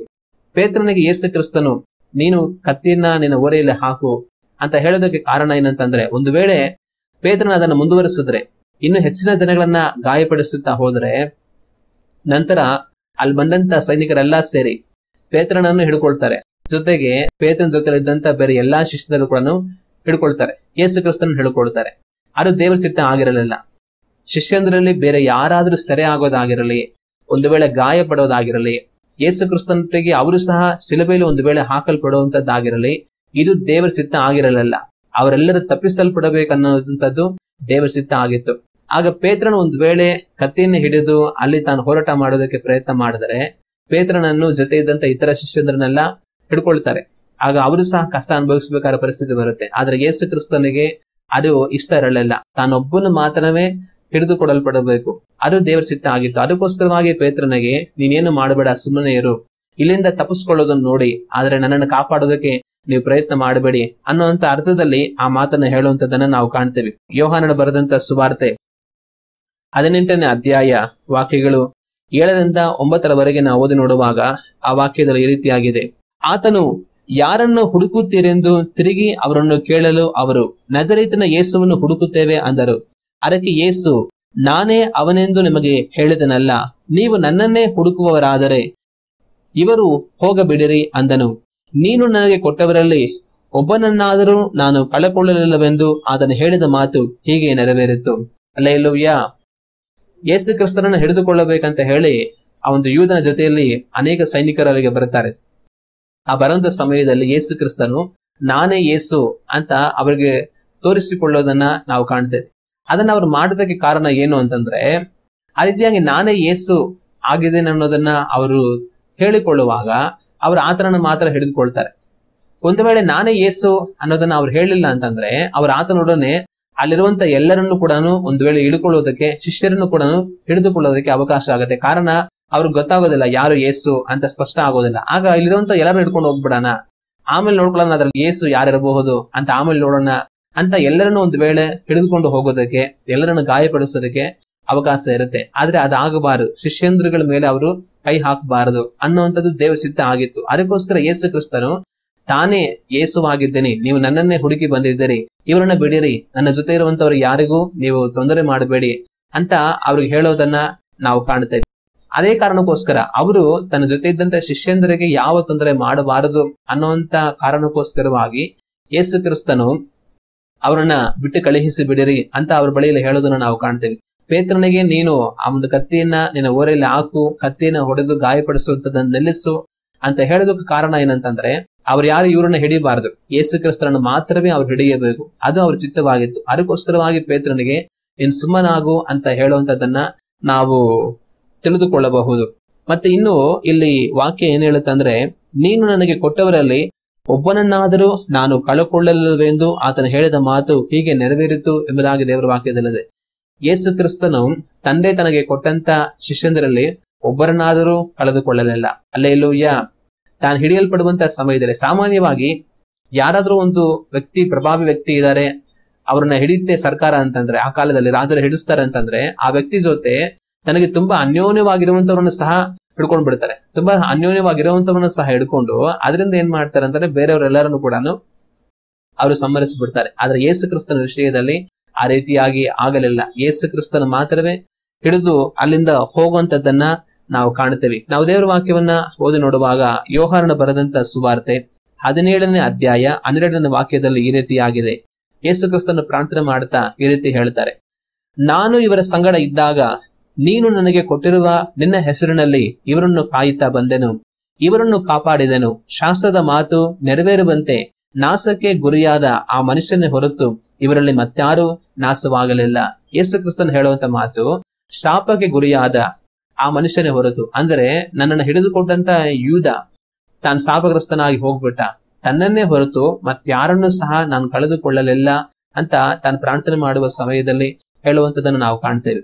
ಅದೇ ರೀತಿ ಆ ಒಂದು ಗೆತ್ಸೆಮನೆ ತೋಟದಲ್ಲಿ ಬೇರೆ ಯಾರು ಸಹ ಆ ಸಿಪಾಯಿಗಳ ಕೈಗಳಿಗೆ ಸಿಗಬಾರದು, ಅದು ದೇವರ ಚಿತ್ತವಾಗಿತ್ತು. ಅದಕ್ಕೋಸ್ಕರವಾಗಿ ಯೇಸು ಕ್ರಿಸ್ತನ ಪೇತ್ರನನ್ನ ತಡೆಯುವಂತದನ್ನ ನಾವು ಕಾಣುತ್ತೇವೆ. ಇದರಿಂದ ಆ ಸಿಪಾಯಿಗಳು ಶಿಷ್ಯಂದರ ಮೇಲೆ ಯಾರ ಮೇಲೆ ಕೈ ಹಾಕ್ಲಿಲ್ಲ. ಇನ್ನು ಆ ಶಿಷ್ಯಂದರು ಅಲ್ಲಿಂದೆಲ್ಲ ಓಡಿ ಹೋಗ್ಬಿಟ್ರು. ಅವ್ರು ಯೇಸು ಕ್ರಿಸ್ತನ ಮಾತ್ರ ಹಿಡಿದುಕೊಂಡು ಅಲ್ಲಿಂದ ಹೋಗುವಂತದ್ದನ್ನ ದೇವರ ವಾಕ್ಯದಲ್ಲಿ ನಾವು ಕಾಣ್ತೇವೆ. ಮತ್ತಾಯನ ಬರೆದಂತ ಸುವಾರ್ತೆ 26ನೇ ಅಧ್ಯಾಯ 53ನೇ ವಾಕ್ಯವನ್ನ ನಾವು ಓದಿ ನೋಡಿದರೆ ಈ ವಾಕ್ಯದಲ್ಲಿ ಈ ರೀತಿಯಾಗಿದೆ, ನಾನು ನನ್ನ ತಂದೆಯನ್ನು ಬೇಡಿಕೊಳ್ಳಲಾರನೆಂದು ಬೇಡಿಕೊಂಡರೆ ಆತನು ನನಗೆ ಈಗಲೇ 12 ಗಣಗಳಿಗಿಂತ ಹೆಚ್ಚು ಮಂದಿ ದೇವದೂತರನ್ನು ಕಳುಹಿಸಿ ಕೊಡುವುದಲ್ಲವೆಂದು ನೆನೆಸುತ್ತೀಯಾ? ಪೇತ್ರನ ಕತ್ತಿನ ತೆಗೆದು ಅವನು ಸಿಪಾಯಿಗಳಿಗೆ ವಿರೋಧವನ್ನ ಸೂಚಿಸಿ ಯೇಸು ಕ್ರಿಸ್ತನನ್ನ ಕಾಪಾಡುವಂತಹ ಪ್ರಯತ್ನವನ್ನ ಮಾಡುವುದಕ್ಕೆ ಬಂದಾಗ ಯೇಸು ಕ್ರಿಸ್ತನು ತನ್ನನ್ನು ತಡೆದು ಅನಂತರ ಹೇಳುವಂತ ಮಾತೇನೆಂದರೆ, ನಾನು ನನ್ನ ತಂದೆಯನ್ನು ಬೇಡಿಕೊಳ್ಳಲಾರನೆಂದು ಬೇಡಿಕೊಂಡರೆ ಆತನು ನನಗೆ ಈಗಲೇ 12 ಗಣಗಳಿಗಿಂತ ಹೆಚ್ಚು ಮಂದಿ ದೇವದೂತರನ್ನು ಕಳುಹಿಸಿ ಕೊಡುವುದಿಲ್ಲವೆಂದು ನೆನೆಸುತ್ತೀಯಾ? ನೀನೇನ್ ಅನ್ಕೊಂಡಿದೀಯಾ? ನೀನ್ ನನಗೋಸ್ಕರ ಹೋರಾಡಿ ಈ ಸಿಪಾಯಿಗಳೆಲ್ಲ ನನ್ನ ಹಿಡ್ಕೊಂಡು ಹೋಗದಿರ ಹಾಗೆ ಮಾಡಿ ನನ್ನನ್ನು ಕಾಪಾಡೋದಕ್ಕೆ ಸಾಧ್ಯ ಅಂತ ಅನ್ಕೊಂತಾ ಇದೀಯಾ? ಹಾಗೆ ಆಗಿದ್ರೆ, ಒಂದು ವೇಳೆ ನಾನು ಇವರಿಂದ ತಪ್ಪಿಸಲ್ಪಡಬೇಕು ಅನ್ನೋ ಹಾಗಿದ್ರೆ ನನ್ನ ತಂದೆಯನ್ನ ನೋಡಿ ಪ್ರಾರ್ಥನೆ ಮಾಡಿದ್ರೆ ಅವ್ರು ನನ್ನ ಪ್ರಾರ್ಥನೆ ಕೇಳೋದಿಲ್ಲ, ತನ್ನ ದೂತರನ್ನ ಕಳುಹಿಸಿ ನನ್ನನ್ನು ಕಾಪಾಡೋದಕ್ಕೆ ಆಗೋದಿಲ್ಲ ಅಂತ ಅನ್ಕೊಂಡಿದ್ದೀಯಾ? ನಾನು ಈಗಲೇ ಪ್ರಾರ್ಥನೆ ಮಾಡಿದ್ರು ಕೂಡ 12 ಗಣ ದೇವದೂತರನ್ನ ನನ್ನ ತಂದೆ ನನಗೆ ಕಳುಹಿಸಿ ಕೊಡ್ತಾರೆ, ಅದಾಗೋದಿಲ್ಲ ಅಂತ ಅನ್ಕೊಂತಾ ಇದೀಯಾ? ಅವ್ರು ಕಳಿಸ್ಕೊಡ್ತಾರೆ ಅಂತ ಯೇಸು ಕ್ರಿಸ್ತನ್ ಹೇಳೋದನ್ನ ನಾವು ಕಾಣ್ತೀವಿ. ಆಗ ಅವರು 12 ಗಣ ಅಂತ ಹೇಳಿದ ಆ ಮಾತಿಗೆ ಅರ್ಥ ಏನು? ಆ ಮಾತಿಗೆ ಅರ್ಥ ಏನಂದ್ರೆ, ಒಂದು ಗಣಕ್ಕೆ ಎಷ್ಟು ದೂತರು ಇರ್ತಾರೆ ಅಂತಂದ್ರೆ 6,000 ದೂತರು ಇರ್ತಾರೆ. ಈ ರೋಮ್ ಸಾಮ್ರಾಜ್ಯದಲ್ಲಿ ಅವರು ಗಣ ಅಂತ ಲೆಕ್ಕ ಹಾಕೋರು. ಒಂದು ಗಣದಲ್ಲಿ 6,000 ಸೈನಿಕರು ಇರ್ತಾ ಇದ್ರು. ಅದನ್ನೇ ಯೇಸು ಕ್ರಿಸ್ತನಲ್ಲಿ ಸೂಚಿಸಿ, ನಾನು ಕೇಳ್ಕೊಂಡ್ರೆ ನನ್ನ ತಂದೆ ನನಗೆ 12 ಗಣ ದೂತರನ್ನು ಬೇಕಾದ್ರೂ ಕಳುಹಿಸಿಕೊಡ್ತಾರೆ. ಹಂಗಂತಂದ್ರೆ 6,000 ಇಂಟು 12 ಅಂತ ಅನ್ಕೊಂಡ್ರೆ 72,000 ದೂತರುಗಳಾಗ್ತಾರೆ. ಯೇಸು ಕ್ರಿಸ್ತನ ಈ ಮಾತಿನ ಮುಖಾಂತರ ಪೇತ್ರನಿಗೆ ಹೇಳಿದಂತ ಕಾರ್ಯವೇನೆಂದ್ರೆ, ನಾನ್ ತಂದೆನ ಕೇಳ್ಕೊಂಡ್ರೆ, ನಾನು ಒಂದು ವೇಳೆ ಇವರಿಂದ ತಪ್ಪಿಸಲ್ಪಟ್ಟು ಕಾಪಾಡಲ್ಪಡಬೇಕು ಅನ್ನೋ ಹಾಗಿದ್ರೆ ತಂದೆಯನ್ನ ಕೇಳ್ಕೊಂಡ್ರೆ ತಂದೆ ನನಗೆ 72,000 ದೂತರನ್ನು ಬೇಕಾದ್ರೂ ಕಳುಹಿಸಿಕೊಡ್ತಾರೆ. ಆದ್ರೆ ಅದು ಆಗಬಾರದು. ಆದ್ರೆ ಒಂದು ವೇಳೆ ಅದು ಆಗೋ ಹಾಗಿದ್ರೆ ನನ್ನ ವಿಷಯದಲ್ಲಿ ಬರೆಯಲ್ಪಟ್ಟಿರುವಂತ ಕಾರ್ಯ ಎಲ್ಲ ಯಾವ ರೀತಿ ನೆರವೇರುತ್ತೆ ಅಂತ ಪೇತ್ರನ ಮುಂದೆ ಹೋಗ್ತಾ ಇರುವಾಗ ನಾವು ಪ್ರಶ್ನೆ ಮಾಡುವಂತದನ್ನ ನಾವು ಕಾಣ್ತೇವೆ. ಆಗ 72,000 ದೇವದೂತರುಗಳು ಅಂತ ಅಂದ್ರೆ ಒಂದೇ ಒಂದು ದೇವದೂತ, ದೇವರ ವಾಕ್ಯವನ್ನೇ ನಾವು ನೋಡುವಾಗ ಹಿಜ್ಕೀಯನ ಕಾಲದಲ್ಲಿ ಹಿಜ್ಕೀಯನಿಗೆ ವಿರುದ್ಧವಾಗಿ ಒಂದು ದೊಡ್ಡ ಸೈನ್ಯ ಬಂದಿರುತ್ತೆ. ಬಂದು ಅವರು ಹಿಜ್ಕೀಯನನ್ನ, ದೇವರನ್ನ ಬಹಳವಾಗಿ ದೂಷಣೆ ಮಾಡ್ತಾ ಇರ್ತಾರೆ. ಆಗ ಹಿಜ್ಕೀಯನು ದೇವರನ್ನ ನೋಡಿ ಪ್ರಾರ್ಥನೆ ಮಾಡುವಾಗ ದೇವರು ಒಂದೇ ಒಂದು ದೂತನನ್ನ ಕಳುಹಿಸಿಕೊಡ್ತಾರೆ. ಆ ಒಂದೇ ಒಂದು ದೂತ ಬಂದು 1,85,000 ಸೈನಿಕರನ್ನ ಕೊಂದು ಹಾಕೋದನ್ನ ದೇವರ ವಾಕ್ಯದಲ್ಲಿ ನಾವು ಕಾಣ್ತೇವೆ. ಹಿಜ್ಕೀಯನಿಗೆ ವಿರುದ್ಧವಾಗಿ ಬಂದಿದ್ದಂತ ಸೈನ್ಯದಲ್ಲಿ 1,85,000 ಜನಗಳು ಒಂದೇ ರಾತ್ರಿಯಲ್ಲಿ ಸತ್ತು ಹೋದ್ರು. ದೇವರು ಒಂದೇ ಒಂದು ದೂತನನ್ನ ಕಳುಹಿಸಿದ್ರು. ಆ ಒಂದು ದೂತ ಬಂದು ಅಷ್ಟು ಜನಗಳನ್ನ ಸಾಯಿಸ್ಬಿಟ್ಟ. ಇಲ್ಲಿ ಯೇಸು ಕ್ರಿಸ್ತನ್ ಹೇಳುವಂತ ಮಾತೇನಂದ್ರೆ, ನನ್ನ ತಂದೆಯನ್ನ ಕೇಳಿಕೊಂಡ್ರೆ ನನ್ನ ತಂದೆ ಒಂದು ದೂತನನ್ನ ಕಳುಹಿಸ್ತಾನೆ ಅಂತ ಹೇಳೋದಲ್ಲ, 72,000 ದೂತರನ್ನು ಬೇಕಾದ್ರೂ ಕಳುಹಿಸ್ಕೊಡ್ತಾರೆ. ಹಂಗಂದ್ರೆ ಅರ್ಥ ಏನು? ಅಷ್ಟು ಏರಳವಾದ ದೇವ ದೂತರುಗಳು ಎಷ್ಟು ದೊಡ್ಡ ಕಾರ್ಯವನ್ನು ಬೇಕಾದ್ರೂ ಮಾಡೋದಕ್ಕೆ ಅವ್ರಿಗೆ ಸಾಧ್ಯ. ಆದ್ರೆ ಆ ರೀತಿಯಾಗಿ ದೂತರನ್ನು ಕಳುಹಿಸಿಕೊಡುವಂತದ್ದು ತಂದೆಯ ಚಿತ್ತವಲ್ಲ ಅಂತ ಹೇಳಿ ಮುಂದಿನ ವಾಕ್ಯವನ್ನು ನಾವು ಓದಿ ನೋಡುವಾಗ, ಕಳುಹಿಸಿಕೊಟ್ಟರೆ ನನಗೆ ಇಂತಿಂತದ್ದು ಆಗಬೇಕೆಂಬುವ ಶಾಸ್ತ್ರದ ಮಾತು ನೆರವೇರುವುದು ಹೇಗೆ ಎಂದು ಹೇಳಿದನು. ಶಾಸ್ತ್ರದಲ್ಲಿ ಈ ರೀತಿಯೆಲ್ಲ ಬರೆಯಲ್ಪಟ್ಟಿದೆಯಲ್ಲ, ಈ ರೀತಿ ನಾನು ಹಿಂಸಿಸಲ್ಪಡಬೇಕು, ಬಾಧೆ ಪಟ್ಟು ಶಿಲುಬೆಯಲ್ಲಿ ಮರಣ ಹೊಂದಬೇಕು, ಇವೆಲ್ಲವೂ ಸಹ ಬರೆಯಲ್ಪಟ್ಟಿದೆಯಲ್ಲ. ಒಂದು ವೇಳೆ ದೇವದೂತರನ್ನು ಕಳುಹಿಸಿ ನನ್ನನ್ನು ಕಾಪಾಡೋದಾದ್ರೆ ನನ್ನ ವಿಷಯದಲ್ಲಿ ಬರೆಯಲ್ಪಟ್ಟಂತ ಕಾರ್ಯಗಳೆಲ್ಲ ನೆರವೇರೋದು ಹೇಗೆ? ನನ್ನ ಮುಖಾಂತರವಾಗಿ ರಕ್ಷಣೆ ಬರೋದು ಹೇಗೆ? ಪಾಪ ಕ್ಷಮಾಪಣೆ ಉಂಟಾಗಿ ಮನುಷ್ಯರು ನಿತ್ಯ ಜೀವನ ಪಡೆದುಕೊಳ್ಳುವುದಕ್ಕೆ ಅವಕಾಶ ಆಗೋದು ಹೇಗೆ? ಅದು ಆಗೋದಿಲ್ಲ. ಅದರಿಂದ ತಂದೆ ದೇವದೂತರನ್ನ ಕಳುಹಿಸಿಕೊಡೋದಿಲ್ಲ. ಮತ್ತೆ ನೀನು ಸಹ ನಿನ್ನ ಒಂದು ಸ್ವಂತ ಪ್ರಯತ್ನದಿಂದ ನನ್ನನ್ನ ಕಾಪಾಡಬೇಕಾಗಿರೋ ಅಗತ್ಯ ಇಲ್ಲ. ಇದೆಲ್ಲ ನನಗೆ ಆಗಲೇಬೇಕಂತ ಯೇಸು ಕ್ರಿಸ್ತನು ತನಗೆ ಉತ್ತರವನ್ನ ಕೊಡುವಂತದ್ದನ್ನ ನಾವು ಕಾಣ್ತೇವೆ. 55ನೇ ವಾಕ್ಯದಿಂದ ನಾವು ಓದಿ ನೋಡೋ ಸಮಯದಲ್ಲಿ, ಅದೇ ಗಳಿಗೆಯಲ್ಲಿ ಯೇಸು ಗುಂಪಾಗಿ ಕೂಡಿದ್ದ ಜನರಿಗೆ, ಕಳ್ಳನನ್ನ ಹಿಡಿಯುವುದಕ್ಕೆ ಬಂದಂತೆ ಕತ್ತಿಗಳನ್ನು ದೊಣ್ಣೆಗಳನ್ನು ತೆಗೆದುಕೊಂಡು ನನ್ನನ್ನು ಹಿಡಿಯುವುದಕ್ಕೆ ಬಂದಿರಾ? ನಾನು ದಿನಾಲು ದೇವಾಲಯದಲ್ಲಿ ಕೂತುಕೊಂಡು ಬೋಧಿಸುತ್ತಿದ್ದಾಗ ನೀವು ನನ್ನನ್ನ ಹಿಡಿಯಲಿಲ್ಲ. ಆದರೆ ಪ್ರವಾದಿಗಳು ಬರೆದ ವಚನಗಳು ನೆರವೇರುವಂತೆ ಇದೆಲ್ಲ ಆಯಿತು ಎಂದು ಹೇಳಿದನು. ಆಗ ಶಿಷ್ಯರೆಲ್ಲರೂ ಆತನನ್ನು ಬಿಟ್ಟು ಓಡಿ ಹೋದರು. ಸಿಪಾಯಿಗಳನ್ನ ನೋಡಿ ಯೇಸು ಕ್ರಿಸ್ತನ ಒಂದು ಮಾತು ಹೇಳ್ತಾರೆ, ಕಳ್ಳರನ್ನ ಹಿಡಿಯುವ ಹಾಗೆ ದೊಣ್ಣೆಗಳನ್ನ ಕತ್ತಿಗಳನ್ನ ತೆಗೆದುಕೊಂಡು ನನ್ನನ್ನು ಹಿಡಿಯುವುದಕ್ಕೋಸ್ಕರ ನೀವು ಬಂದಿದ್ದೀರಲ್ಲ. ನಾನು ಪ್ರತಿ ದಿವಸ ದೇವಾಲಯದಲ್ಲಿ ಬೋಧನೆ ಮಾಡ್ತಾ ಇದ್ದೆ, ಅಲ್ಲಿ ಬಂದು ನೀವು ಯಾವತ್ತೂ ನನ್ನನ್ನು ಹಿಡಿಯಲಿಲ್ಲ. ಈಗ ಎಲ್ಲೋ ಕಳ್ಳರನ್ನ ಹಿಡಿಯೋ ರೀತಿಯಲ್ಲಿ ನೀವು ಬಂದು ನನ್ನನ್ನ ದೊಣ್ಣೆಗಳನ್ನ ಕತ್ತಿಗಳನ್ನ ಹಿಡ್ಕೊಂಡು ನನ್ನನ್ನು ಹಿಡ್ಕೊಳ್ಳೋದಕ್ಕೋಸ್ಕರ ಬಂದಿದ್ದೀರಲ್ಲ ಅಂತ ಪ್ರಶ್ನೆ ಮಾಡೋದನ್ನ ನಾವು ಕಾಣ್ತೇವೆ. ಆಗ ಆ ಒಂದು ಜನಗಳು ದೊಣ್ಣೆಗಳನ್ನ ಕತ್ತಿಗಳನ್ನ ಹಿಡ್ಕೊಂಡು ಯಾವ ಕಾರಣಕ್ಕಾಗಿ ಯೇಸು ಕ್ರಿಸ್ತನನ್ನ ಸೆರೆ ಮಾಡೋದಕ್ಕೋಸ್ಕರ ಬಂದ್ರು, ಯಾವ ಕಾರಣಕ್ಕಾಗಿ ಆ ರೀತಿ ಬಂದ್ರು ಅಂತಂದ್ರೆ, ಅವ್ರು ನೆನೆಸಿರಂತ ಕಾರ್ಯ, ಒಂದು ವೇಳೆ ಯೇಸು ಕ್ರಿಸ್ತನು ತನ್ನ ಜೊತೆಲಿ ಇರುವಂತವರೆಲ್ಲ ಸೇರಿ ನಮಗೆ ವಿರುದ್ಧವಾಗಿ ಯುದ್ಧ ಮಾಡಬಹುದು. ಯಾವ ತರ ಪೇತ್ರ ಕತ್ತಿ ತೆಗೆದು ಆ ಒಂದು ಆಳನ್ನ ಕಿವಿಯನ್ನು ಕತ್ತರಿಸಿದ, ಆ ರೀತಿಯಾಗಿ ಎಲ್ಲರೂ ಸಹ ಕತ್ತಿಗಳು ತಗೊಂಡು ನಮ್ಮ ಮೇಲೆ ಅವರು ದಾಳಿ ಮಾಡಬಹುದು. ಆಗ ಆ ರೀತಿ ಯೇಸು ಕ್ರಿಸ್ತನು ತನ್ನ ಜೊತೆಲಿರುವಂತ ಬೆಂಬಲಿಗರೆಲ್ಲ ಒಂದು ವೇಳೆ ನಮ್ಮ ವಿರುದ್ಧವಾಗಿ ದಾಳಿ ಮಾಡಿದ್ರೆ ಆಗ ಅದನ್ನ ನಾವು ಎದುರಿಸಬೇಕಾಗತ್ತೆ ಅನ್ನುವಂತ ಒಂದು ಉದ್ದೇಶದಿಂದ ಅವರು ದೊಣ್ಣೆಗಳನ್ನ ಕತ್ತಿಗಳನ್ನ ಹಿಡ್ಕೊಂಡು ಬಂದ್ರು. ಆದ್ರೆ ಯೇಸು ಕ್ರಿಸ್ತನು ಆ ರೀತಿಯಾಗಿ ಮಾಡುವಾತನಲ್ಲ. ಮತ್ತಿನ್ನೊಂದು, ಅವರು ದೇವಾಲಯದಲ್ಲಿದ್ದಾಗ ದೇವಾಲಯದಲ್ಲಿ ಅವರು ಯೇಸು ಕ್ರಿಸ್ತನ ಹಿಡಿದುಕೊಳ್ಳಲಿಲ್ಲ. ಯಾವ ಕಾರಣಕ್ಕಾಗಿ ದೇವಾಲಯದಲ್ಲಿ ಹಿಡಿಯಲಿಲ್ಲ ಅಂತಂದ್ರೆ, ದೇವಾಲಯದಲ್ಲಿ ಹಿಡಿದ್ರೆ ಜನಗಳ ಭಯ ಅವರಿಗಿತ್ತು. ಜನಗಳೆಲ್ಲ ಯೇಸು ಕ್ರಿಸ್ತನು ದೇವರ ಪ್ರವಾದಿ, ಆತನ ಕ್ರಿಸ್ತನ ಎಂಬುದಾಗಿ ಹೇಳಿ ನಂಬಿಕೊಂಡಿದ್ರು. ಒಂದು ವೇಳೆ ಆ ಜನಗಳ ಮಧ್ಯದಲ್ಲಿ ತನ್ನನ್ನ ಹಿಡಿದುಕೊಂಡ್ರೆ ಜನಗಳೆಲ್ಲ ದೊಂಬಿ ಮಾಡ್ತಾರೆ, ಯೇಸು ಕ್ರಿಸ್ತನ ಯಾಕೆ ಹಿಡ್ಕೊಂಡ್ರೆ ಬಿಡಿ ಅಂತ ದೊಡ್ಡ ಗಲಾಟೆ ಮಾಡ್ತಾರೆ. ಆ ರೀತಿ ಗಲಾಟೆ ಆಗಬಾರದು, ತಾನು ಪ್ರತ್ಯೇಕವಾಗಿ ಎಲ್ಲಾದ್ರೂ ಇರೋ ಸಮಯದಲ್ಲಿ ತನ್ನನ್ನ ಹಿಡ್ಕೊಳ್ಬೇಕಂತ ಹೇಳಿ ತನ್ನನ್ನ ಪ್ರತ್ಯೇಕವಾಗಿ ಹಿಡ್ಕೊಳ್ಳೋದನ್ನ ನಾವು ದೇವರ ವಾಕ್ಯದಲ್ಲಿ ಕಾಣ್ತೇವೆ. ಯೋಹಾನನು ಬರೆದಂತ ಸುವಾರ್ತೆ 19ನೇ ಅಧ್ಯಾಯ 1ನೇ ವಾಕ್ಯವನ್ನ ನೋಡುವಾಗ ಆ ವಾಕ್ಯದಲ್ಲಿ ಈ ರೀತಿಯಾಗಿದೆ. ಆಮೇಲೆ ಪಿಲಾತನು ಯೇಸುವನ್ನು ಕೋರಡೆಯಿಂದ ಹೊಡೆಸಿದನು. ಈ ವಾಕ್ಯವು ಹೇಳುವಂತ ಮಾತೇನೆಂದ್ರೆ, ಪಿಲಾತನು ಯೇಸುವನ್ನು ಕೋರಡೆಯಿಂದ ಹೊಡೆಸಿದನು ಎಂಬುದಾಗಿ ಈ ವಾಕ್ಯ ಹೇಳುತ್ತೆ. ನಾವು ಇದನ್ನ ಸಾಮಾನ್ಯವಾಗಿ ಓದ್ಕೊಂಡು ಹೋಗ್ಬಿಟ್ರೆ ನಮಗೆ ಇದರ ಒಂದು ತೀವ್ರತೆ ಏನು ಅನ್ನೋದು ಅರ್ಥ ಆಗೋದಿಲ್ಲ. ನಾವು ಎಲ್ಲಾ ಸುವಾರ್ತೆಗಳಲ್ಲೂ ಯೇಸು ಕ್ರಿಸ್ತನು ಕೋರಡೆಗಳಿಂದ ಹೊಡೆಯಲ್ಪಟ್ಟನು ಅಂತ ಓದಿ ಒಂದು ವಾಕ್ಯ ಮುಂದೆ ಹೋಗ್ಬಿಡುತ್ತೇವೆ. ಆದ್ರೆ ಆ ಕೋರಡೆಗಳಿಂದ ಹೊಡೆಯಲ್ಪಡುವಂಥದ್ದು ಅಷ್ಟು ಸುಲಭವಾದ ಮಾತಲ್ಲ. ಈ ಕೋರಡೆಗಳು ಯಾವ ರೀತಿ ಇರುತ್ತೆ ಅಂತಂದ್ರೆ, ಅದನ್ನ ಹಿಡ್ಕೊಳ್ಳೋದಕ್ಕೆ ಒಂದು ಕೈಗೆ ಒಂದು ಗ್ರಿಪ್ ಇರುತ್ತೆ, ಒಂದು ಹಿಡಿ ಇರುತ್ತೆ. ಅದ್ರ ಮುಂದೆಗಡೆ ಏನಾಗುತ್ತೆ ಅಂದ್ರೆ ದಾರಗಳ ತರ ಇರುತ್ತೆ, ಸುಮಾರು ದಾರಗಳು, ಚರ್ಮದಿಂದ ಮಾಡಿರುವಂತ ದಾರಗಳ ತರ ಇರುತ್ತೆ. ಆ ಸುಮಾರು ದಾರಗಳೆಲ್ಲ ಏನಾಗುತ್ತೆ ಅಂತಂದ್ರೆ ಈ ಮೂಳೆಗಳನ್ನ ಕಟ್ಟಿರ್ತಾರೆ. ಮೂಳೆಗಳು ಅಂತಂದ್ರೆ ಚೂಪಾಗಿರುವಂತ ಮೂಳೆಗಳು, ಈ ಪ್ರಾಣಿಗಳದ್ದು ಬೇರೆ ಯಾವ್ದಾದ್ರು ಸರಿ ತುಂಬಾ ಚೂಪಾಗಿರುವಂತ ಹರಿತವಾಗಿರುವಂತ ಮೂಳೆಗಳನ್ನ ಅದ್ರಲ್ಲಿ ಕಟ್ಟಿರ್ತಾರೆ. ಇಲ್ಲ ಅಂದ್ರೆ ಕಬ್ಬಿಣದಾಗಿರಲಿ ಅಥವಾ ಬೇರೆ ಯಾವ್ದರದ್ದೇ ಆಗಿರಲಿ ಪೀಸ್ಗಳು, ತುಂಬಾ ಚೂಪಾಗಿರುವಂತ ಪೀಸ್ಗಳನ್ನ ಅದು ಕಟ್ಟಿರ್ತಾರೆ. ಇಲ್ಲ ಅಂದ್ರೆ ಗಾಜ್ ಪೀಸ್ಗಳು ಕಟ್ಟಿರ್ತಾರೆ. ಈ ತರ ಒಂದು ಲೋಹ ಆಗಿರಲಿ, ಕಬ್ಬಿಣದ ಚೂರು ಆಗಿರಲಿ ಅಥವಾ ಒಂದು ಮೂಳೆ ಆಗಿರಲಿ, ತುಂಬಾ ಚೂಪಾಗಿರುವಂತದ್ದು, ಮುಟ್ಟಿದ್ರೆ ಸಾಕು ಅದೇ ತರನ ಹಾಗೆ ಕಟ್ಟಾಗ್ಬಿಡ್ಬೇಕು. ಆ ರೀತಿಯಾದ ಚೂಪಾದ ವಸ್ತುಗಳನ್ನ ಆ ದಾರಕ್ಕೆ ಕಟ್ಟಿರ್ತಾರೆ, ಆ ದಾರ ಪೂರ್ತಿ ಕಟ್ಟಿರ್ತಾರೆ. ಅದನ್ನ ಕೈಯಲ್ಲಿ ಹಿಡ್ಕೊಂಡು ಯಾರಾದ್ರೂ ಹಿಂಗ ಹೊಡೆದಾಗ ಏನಾಗುತ್ತೆ ಅಂತಂದ್ರೆ ಅದು ಬಂದು ನೇರ ಆ ಚರ್ಮದ ಮೇಲೆ ಬೀಳುತ್ತೆ. ಬಿಟ್ಟಿದ ತಕ್ಷಣ ಏನಾಗುತ್ತೆ, ಆ ಎಲ್ಲಾ ಚೂಪಾಗಿರುವಂತದ್ದು, ಆ ಮೂಳೆ ಆಗಿರಬಹುದು ಅಥವಾ ಕಬ್ಬಿಣದ ಯಾವ್ದೊಂದು ಚೂರು ಆಗಿರ್ಬಹುದು, ಅದು ಎಲ್ಲಿ ಬೀಳುತ್ತೋ ಅಲ್ಲಿ ಬಿದ್ದ ಸ್ಥಳದಲ್ಲಿ ಅದು ಒಳಗಡೆ ಹೋಗ್ಬಿಡುತ್ತೆ. ಒಳಗಡೆ ಹೋದ್ಮೇಲೆ ಏನ್ ಮಾಡ್ತಾರೆ, ಮತ್ತೆ ಅವ್ರು ಹಿಂಗೆ ಎಳಿತಾರೆ. ಎಳೆದಾಗ ಏನಾಗುತ್ತೆ ಅಂದ್ರೆ ಅದು ಎಲ್ಲೆಲ್ಲಿ ಹೋಗಿ ಕಚ್ಕೊಂಡಿರುತ್ತೆ, ಅಲ್ಲೆಲ್ಲ ಹಿಂಗೆ ಕಿತ್ಕೊಂಡ್ ಬರುತ್ತೆ. ಆಗ ಕೋರಡೆಗಳಿಂದ ಹೊಡೆಯಲ್ಪಡುವುದು ಅಂತ ಅನ್ನೋದು ಸುಲಭವಾದ ಮಾತಲ್ಲ, ತುಂಬಾ ಘೋರವಾದ ಶಿಕ್ಷೆ ಅದು. ಯೇಸು ಕ್ರಿಸ್ತನನ್ನ ಆ ರೀತಿಯಾಗಿ ಹೊಡೆಯಲ್ಪಡೋದಕ್ಕೆ ಈ ಪಿಲಾತ ಕಳುಹಿಸಿಕೊಡ್ತಾನೆ. ರೋಮ್ ಸಾಮ್ರಾಜ್ಯದಲ್ಲಿ ಕೋರಡೆಗಳಿಂದ ಜನಗಳನ್ನ ಹೊಡೆದು ಅವರನ್ನ ಗಾಯಪಡಿಸುವಂತದ್ದು ಅವರ ಒಂದು ಸಾಧಾರಣವಾದ ವಾಡಿಕೆಯಾಗಿತ್ತು. ಅವರು 3 ಕಾರಣಗಳಿಗೋಸ್ಕರ ಈ ಕೋರಡೆಗಳನ್ನ ಹೊಡಿತಾ ಇದ್ರು. ಯಾವ ಕಾರಣಗಳಿಗೆ ಅಂದ್ರೆ, ಮೊದಲನೇದು ಬಂದ್ಬಿಟ್ಟು ದಂಡನೆಗೋಸ್ಕರ. ಒಂದು ವೇಳೆ ಯಾವ್ದೊಂದು ಅಪರಾಧಿ ಏನೋ ಒಂದು ಕಾರ್ಯ ಮಾಡಿದಾನೆ, ತಪ್ಪು ಮಾಡಿದಾನೆ, ಆಗ ಆ ತಪ್ಪಿಗೆ ತನಗೆ ಶಿಕ್ಷೆ ಕೊಡಬೇಕು. ಆ ರೀತಿ ಶಿಕ್ಷೆ ಕೊಡೋದಕ್ಕೋಸ್ಕರ ತನಗೆ ಆ ಕೋರಡೆಗಳಿಂದ ಹೊಡೆಯಲ್ಪಡೋದಕ್ಕೆ ಒಪ್ಪಿಸ್ಕೊಡ್ತಾ ಇದ್ರು. ಆ ದಂಡನೆಗಾಗಿ ತನ್ನ ಕೋರಡೆಗಳನ್ನು ಹೊಡೆಯುವಾಗ ಏನಾಗುತ್ತೆ ಅಂದ್ರೆ, ಅದನ್ನ ನೋಡುವಂತ ಬೇರೆ ಯಾರು ಕೂಡ ಮತ್ತೆ ಆ ತಪ್ಪು ಮಾಡೋದಿಲ್ಲ.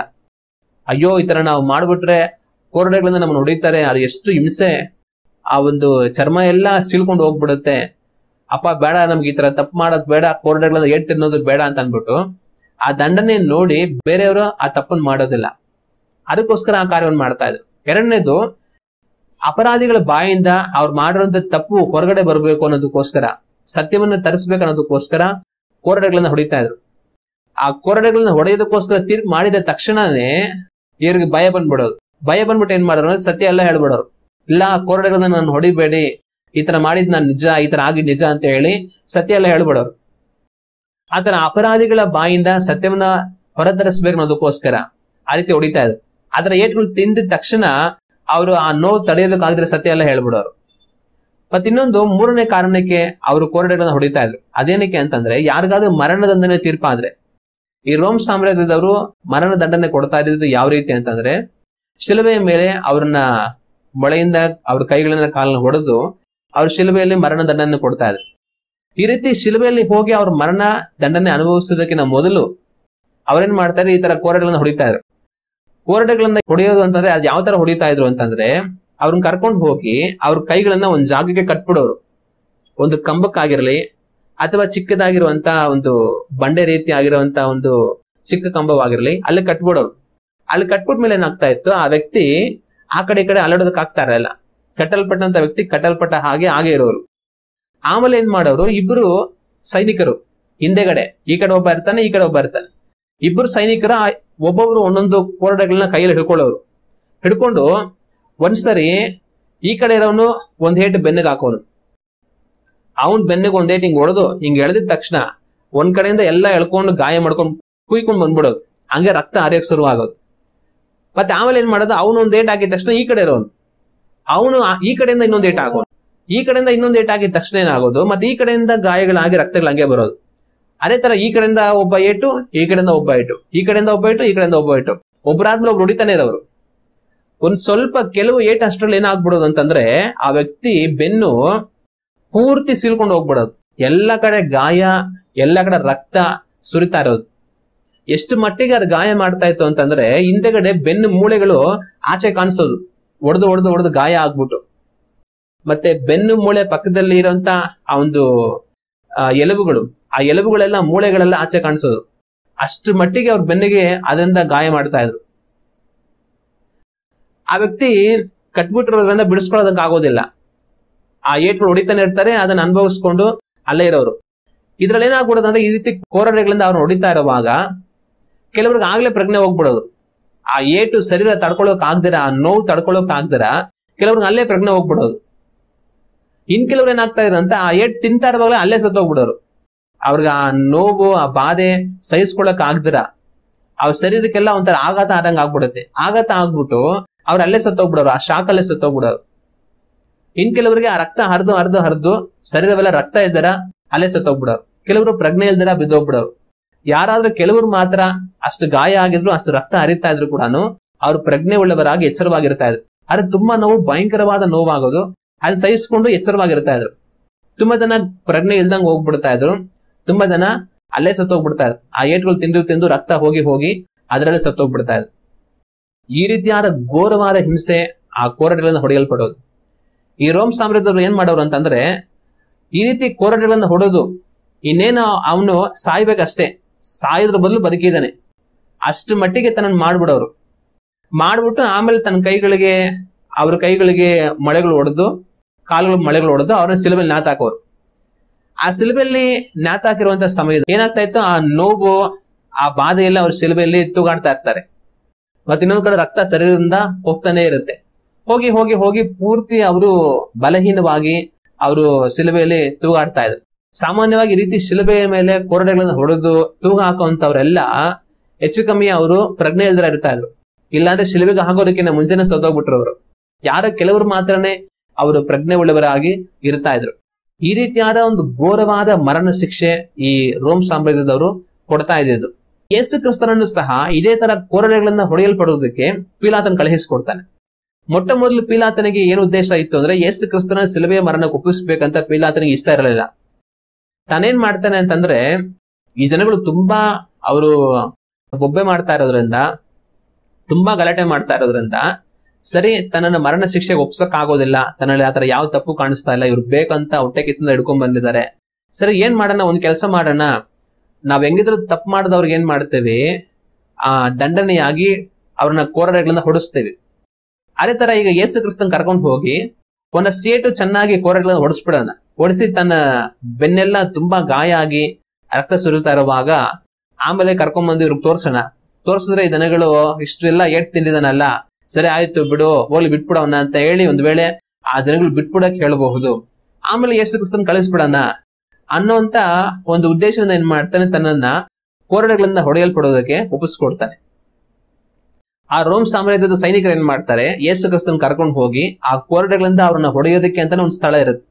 ಆ ಸ್ಥಳದಲ್ಲಿ ಯೇಸು ಕ್ರಿಸ್ತನ ಕೈಗಳನ್ನ ಕಟ್ಟಿ ತನ್ನ ಬೆನ್ನಿನ ಮೇಲೆ ಒಬ್ಬರಾದ್ಮೇಲೆ ಒಬ್ರು ಕೊರಡೆಗಳಿಂದ ಹೊಡಿತಾ ಹೋಗ್ತಾರೆ. ತನ್ನ ಬೆನ್ನೆಲ್ಲ ಪೂರ್ತಿಯಾಗಿ ಗಾಯ ಆಗಿ ರಕ್ತ ಹರಿದು ತನ್ನ ಬೆನ್ನಿನ ಮೂಳೆಗಳೆಲ್ಲ ಆಸೆ ಕಾಣಿಸುವಷ್ಟು ಮಟ್ಟಿಗೂ ಯೇಸು ಕ್ರಿಸ್ತನ ಬೆನ್ನು ಆ ದಿವಸದಲ್ಲಿ ಹೊಡೆಯಲ್ಪಟ್ಟು ಗಾಯ ಆಗುತ್ತೆ. ಈ ರೋಮ್ ಸಾಮ್ರಾಜ್ಯದವ್ರು ಏನ್ ಮಾಡ್ತಾ ಇದ್ರು, ಈ ಏಟ್ನ ಏನು ಕೊಡ್ತಾ ಇದ್ರು ಅಂತಂದ್ರೆ, ಸತ್ಯವನ್ನ ಆಚೆ ತರೋದಕ್ಕೋಸ್ಕರ ಅವ್ರು ಹೊಡಿತಾ ಇದ್ರು. ಸಾಮಾನ್ಯವಾಗಿ ಕೊರಡೆಗಳನ್ನ ಹೊಡೆಯುವಾಗ ಏನಾಗ್ತಾ ಇತ್ತು ಅಂದ್ರೆ, ಆ ಅಪರಾಧಿಗಳು ಏನ್ ಮಾಡೋರು, ಸತ್ಯ ಹೇಳ್ಬಿಡೋರು. ಇಲ್ಲ ನಾನು ಈ ತರ ಮಾಡ್ದೆ, ಹಿಂಗ್ ಮಾಡ್ದೆ, ನಾನು ಈ ತರ ತಪ್ಪಿತ್ತು, ನಾನೇ ಹಿಂಗ್ ಮಾಡ್ದೆ ಅಂತ ಹೇಳಿ ಆ ಏಟನ್ನ ತಿನ್ನೋದಕ್ಕಾಗ್ದಿರ ಅವ್ರಿರೋ ಸತ್ಯ ಎಲ್ಲ ಹೇಳ್ಬಿಡೋರು. ಆ ರೀತಿ ಸತ್ಯ ಹೇಳ್ಬಿಡುವಾಗ ಏನಾಗುತ್ತಾ ಇತ್ತು ಅಂತಂದ್ರೆ, ಆ ಏಟ್ಗಳನ್ನ ನಿಲ್ಲಿಸ್ಬಿಡೋರು. ಸರಿ ಅವ್ನ್ ಸತ್ಯ ಒಪ್ಕೊಂಡ್ಬಿಟ್ಟ ಬಿಡಿ, ಇನ್ ಮತ್ತೆ ಅವ್ನ್ ಹೊಡಿಬೇಡಿ ಅಂತ ನಿಲ್ಲಿಸ್ಬಿಡೋರು. ಆದ್ರೆ ಯೇಸು ಕ್ರಿಸ್ತನನ್ನು ಹಿಡಿದುಕೊಂಡು ಹೋದಂತವ್ರು ಹೊಡಿತಾ ಇದ್ರು. ಆದ್ರೆ ಯೇಸು ಕ್ರಿಸ್ತನು ಅಲ್ಲಿ ಹೇಳೋದಕ್ಕೆ ಏನು ಇಲ್ಲ. ಯೇಸು ಕ್ರಿಸ್ತನ ಆ ಸಮಯದಲ್ಲೆಲ್ಲ ಮೌನವಾಗಿದ್ರು, ಅವ್ರೇನು ಮಾತಾಡಿಲ್ಲ. ಈ ಜನಗಳು ಯಾವ ಉದ್ದೇಶ ಹೊಡಿತಾ ಇದ್ರು ಅಂತಂದ್ರೆ, ಯೇಸು ಕ್ರಿಸ್ತನ ಏನೋ ತಪ್ಪು ಮಾಡಿರ್ಬೇಕು, ತನ್ನನ್ನ ಇವ್ರು ಹಿಡ್ಕೊಂಡ್ ಬಂದಿದ್ದಾರಲ್ಲ ಮರಣ ಶಿಕ್ಷೆ ಕೊಡ್ಬೇಕಂತ, ತನ್ನಲ್ಲಿ ಏನೋ ಇರ್ಬೇಕು, ನಾವು ಹೊಡೆದ್ರೆ ತಾನು ಸತ್ಯ ಹೇಳ್ತಾನೆ, ಆಮೇಲೆ ನಾವು ಕರ್ಕೊಂಡೋಗಿ ಆಚೆ ಹೇಳ್ಬೋದು, ಈ ತರ ಹೇಳ್ದ ಯೇಸು ಕ್ರಿಸ್ತ ಅಂತ ಹೇಳ್ಬೋದು ಅಂತ ಯೇಸು ಕ್ರಿಸ್ತನ್ ಬಾಯಿನ ಬಿಡಿಸ್ಬೇಕಂತ ಹೇಳಿ ಆ ರೋಮ್ ಸಾಮ್ರಾಜ್ಯದ ಸೈನಿಕರು ಏನ್ ಮಾಡ್ತಾರೆ, ಆ ಕೊರಡೆಗಳಿಂದ ಹೊಡಿತಾ ಇರ್ತಾರೆ. ಆದ್ರೆ ಯೇಸು ಕ್ರಿಸ್ತನಿಗೆ ಹೇಳೋದಕ್ಕೆ ಏನಿದೆ, ಅದರಲ್ಲಿ ಯಾವ ತಪ್ಪು ಇಲ್ಲ, ಯಾವ ದೋಷ ಇಲ್ಲ. ಯೇಸು ಕ್ರಿಸ್ತನ್ ಏನು ಕೂಡ ಮಾತಾಡ್ಲೇ ಇಲ್ಲ, ಸುಮ್ನೆ ಅವ್ರು ಕೊಡೋಂತ ಏಟ್ನ ತಗೊಳ್ತಾನೆ ಇದ್ರು. ಆಗ ಈ ಸೈನಿಕರು ಎಷ್ಟುವರೆಗೂ ಅವ್ರನ್ನ ಹೊಡೆದ್ರು ಅಂತಂದ್ರೆ, ಅವ್ರ ಕೈಲಿ ಸಾಕಾಗೋವರೆಗೂ ಹೊಡೆದ್ರು. ಸಾಮಾನ್ಯವಾಗಿ ಬೇರೆಯವ್ರನ್ನ ಹೊಡೆದ್ರೆ ಅವ್ರೇನಾದ್ರೂ ತಪ್ಪನ್ನ ಅರಿಕೆ ಮಾಡೋವರೆಗೂ ಹೊಡಿತಾ ಇದ್ರು. ಅವ್ರು ಈ ತರ ನಾನು ಮಾಡಿದೆ ಹಿಂಗೆ ಹಂಗೆ ಅಂತ ಏನಾದ್ರು ಅವ್ರ ಮೇಲೆ ಬಂದಿರುವಂತ ಅಪವಾದದ ವಿಷಯದಲ್ಲಿ ಅವ್ರ ಸತ್ಯವನ್ನ ಆಚೆ ಹೇಳೋವರೆಗೂ ಹೊಡಿತಾ ಇದ್ರು. ಹೇಳ್ಬಿಟ್ರೆ ಸುಮ್ಮನೆ ಆಗ್ಬಿಡೋರು. ಆದ್ರೆ ಯೇಸು ಕ್ರಿಸ್ತನಿಗೆ ಆ ರೀತಿ ಹೇಳೋದಕ್ಕೆ ಏನು ಇಲ್ಲ. ತಾನೊಬ್ಬ ನಿರಪರಾಧಿ, ತನ್ನಲ್ಲಿ ಅಪರಾಧನೇ ಇಲ್ಲ. ಆದ್ರೆ ಇವ್ರು ಕರ್ಕೊಂಡ್ ಹೊಡಿತಾ ಇದ್ದಾರೆ. ಇವಾಗ ಏನು ಅಂತ ಹೇಳೋದು, ಏನು ಕೂಡ ಯೇಸು ಕ್ರಿಸ್ತನ್ ಹೇಳೋದಿಲ್ಲ, ಮೌನವಾಗಿದ್ರು. ಆಗ ಇವ್ರೇನ್ ಮಾಡಿದ್ರು ಅಂದ್ರೆ, ಇಷ್ಟೆಲ್ಲಾ ಹೊಡಿತಾ ಇದ್ರು ಕೂಡ ಈತನ ಏನ್ ಮಾತಾಡ್ತಾ ಇಲ್ವಲ್ಲ, ಏನು ಬಾಯಿ ಬಿಡ್ತಾ ಇಲ್ವಲ್ಲ, ಆಗ ಇನ್ನ ಚೆನ್ನಾಗಿ ಹೊಡಿಬೇಕು, ಇನ್ನ ಚೆನ್ನಾಗಿ ಹೊಡೆದ್ರೆ ಈತನ ಏನಾದ್ರು ಬಾಯಿ ಬಿಡೋದು ಅಂತ ಹೇಳಿ ಇನ್ನ ಹೊಡಿತಾ ಇದ್ರು. ಎಲ್ಲ ಗಂಟ ಹೊಡೆದ್ರು ಅಂತಂದ್ರೆ ಅವರಿಗೆ ಸಾಕಾಗಿ ಸುಸ್ತಾಗೋವರೆಗೂ ಹೊಡೆದ್ರು. ಒಂದು ಏಟ್ ಹೊಡೆದ್ರೆ ಕೊರಡೆಯಿಂದ ಚರ್ಮ ಎಲ್ಲ ಸೀಳಿ ಹೋಗಿ ರಕ್ತ ಬರುತ್ತೆ. ಆದ್ರೆ ಅವ್ರ ಕೈಲಿ ಸಾಕಾಗೋಷ್ಟು ಸೈನಿಕರು ಹೊಡೆದ್ರು ಅಂತಂದ್ರೆ ಆಗ ಯೇಸು ಕ್ರಿಸ್ತನ ಆ ಒಂದು ಬೆನ್ನು ಎಷ್ಟು ಮಟ್ಟಿಗೆ ಸೀಳಿ ಹೋಗಿರ್ಬೋದು ನಾವು ಯೋಚನೆ ಮಾಡಬಹುದು. ಅಷ್ಟು ಘೋರವಾದ ಏಟುಗಳನ್ನ, ಗಾಯಗಳನ್ನ ಯೇಸು ಕ್ರಿಸ್ತನು ನಮಗೋಸ್ಕರ ಅನುಭವಿಸಿದ್ರು. ಯೇಸು ಕ್ರಿಸ್ತನ ಆ ಏಟುಗಳು ತಿನ್ನುವಾಗ ಏನು ಕೂಡ ಮಾತಾಡ್ಲಿಲ್ಲ, ತನ್ನಲ್ಲಿ ಯಾವ ದೋಷ ಇಲ್ಲ ಹೇಳೋದಕ್ಕೆ.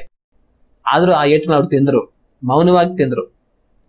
ಆದ್ರೆ ಆ ಏಟುಗಳಿಗೆ ಒಂದು ದೋಷ ಕಾರಣ ಇದೆ. ಅದು ಯೇಸು ಕ್ರಿಸ್ತನ ದೋಷ ಅಲ್ಲ, ನನ್ನ ನಿಮ್ಮ ದೋಷ. ನಮ್ಮನ್ನ ಅಲ್ಲಿ ಕಟ್ಟಿ ಹಾಕಿ ನಮ್ಮ ಪಾಪಗಳನ್ನ ನಾವು ಅರಿಕೆ ಮಾಡೋ ಹಾಗೆ ನಮ್ಮನ್ನ ಆ ರೀತಿ ಹೊಡಿಬೇಕಾಗಿತ್ತು.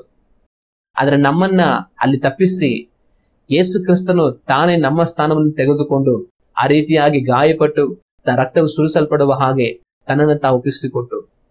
ಆ ಏಟುಗಳನ್ನು ತಿನ್ನೋದಕ್ಕೆ ಯೇಸು ಕ್ರಿಸ್ತನಲ್ಲಿ ಯಾವ ತಪ್ಪು ಇಲ್ಲ.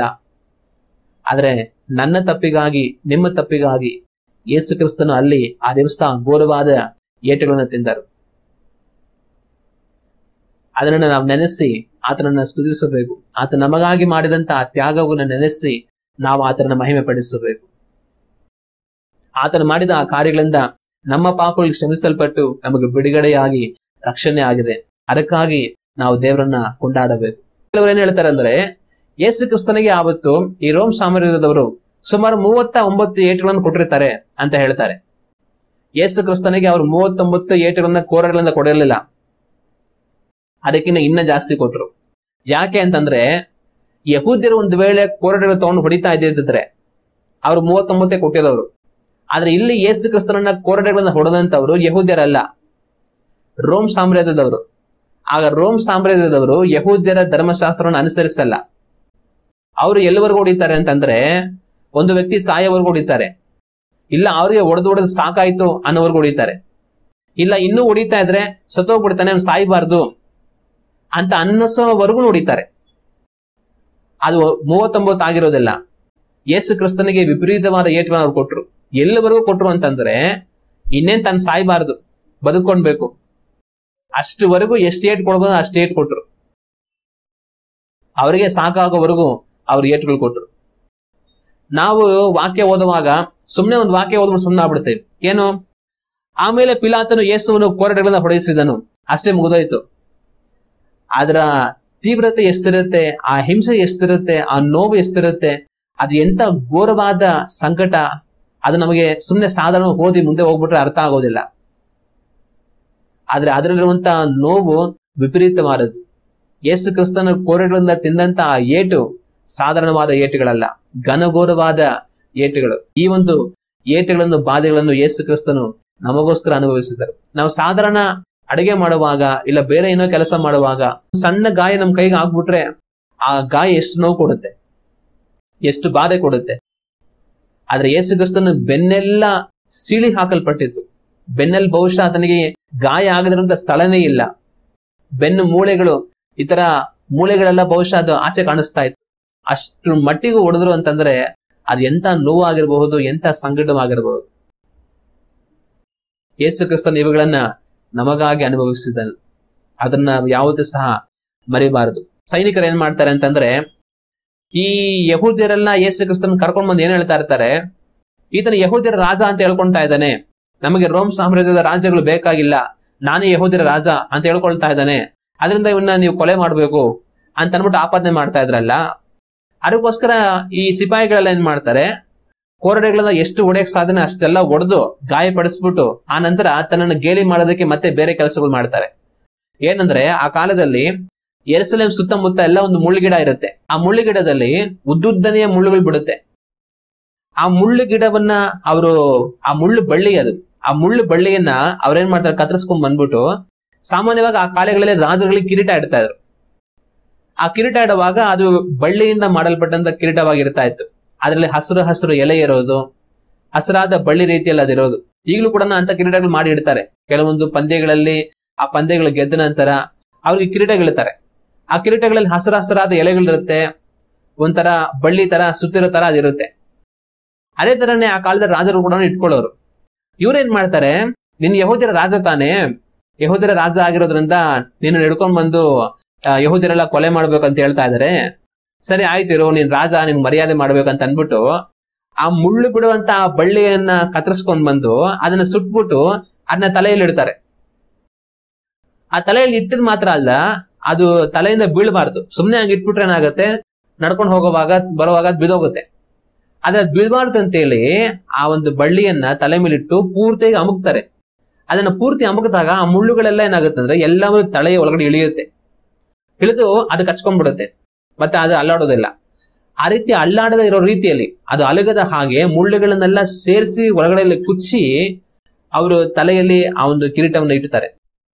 ನಾವು ದೇವರ ವಾಕ್ಯವನ್ನು ನೋಡುವಾಗ ಯೋಹಾನನ ಬರೆದ ಸುವಾರ್ತೆ 19ನೇ ಅಧ್ಯಾಯ 2ನೇ ವಾಕ್ಯದ ನಾವು ಓದಿ ನೋಡುವಾಗ, ಮತ್ತು ಸಿಪಾಯಿಗಳು ಮುಳ್ಳು ಬಳ್ಳಿಯಿಂದ ಕಿರೀಟವನ್ನು ಹೆಣೆದು ಆತನ ತಲೆಯ ಮೇಲೆ ಇಟ್ಟು ಕೆಂಪು ಒಳ್ಳಿಯನ್ನು ಆತನಿಗೆ ಹೊದಿಸಿ ಆತನ ಬಳಿಗೆ ಬಂದು, ಯಹೂದ್ಯರ ಅರಸನೇ, ನಿನಗೆ ನಮಸ್ಕಾರ ಎಂದು ಹೇಳಿ ಆತನ ಕೆನ್ನೆಗೆ ಏಟು ಹಾಕಿದರು.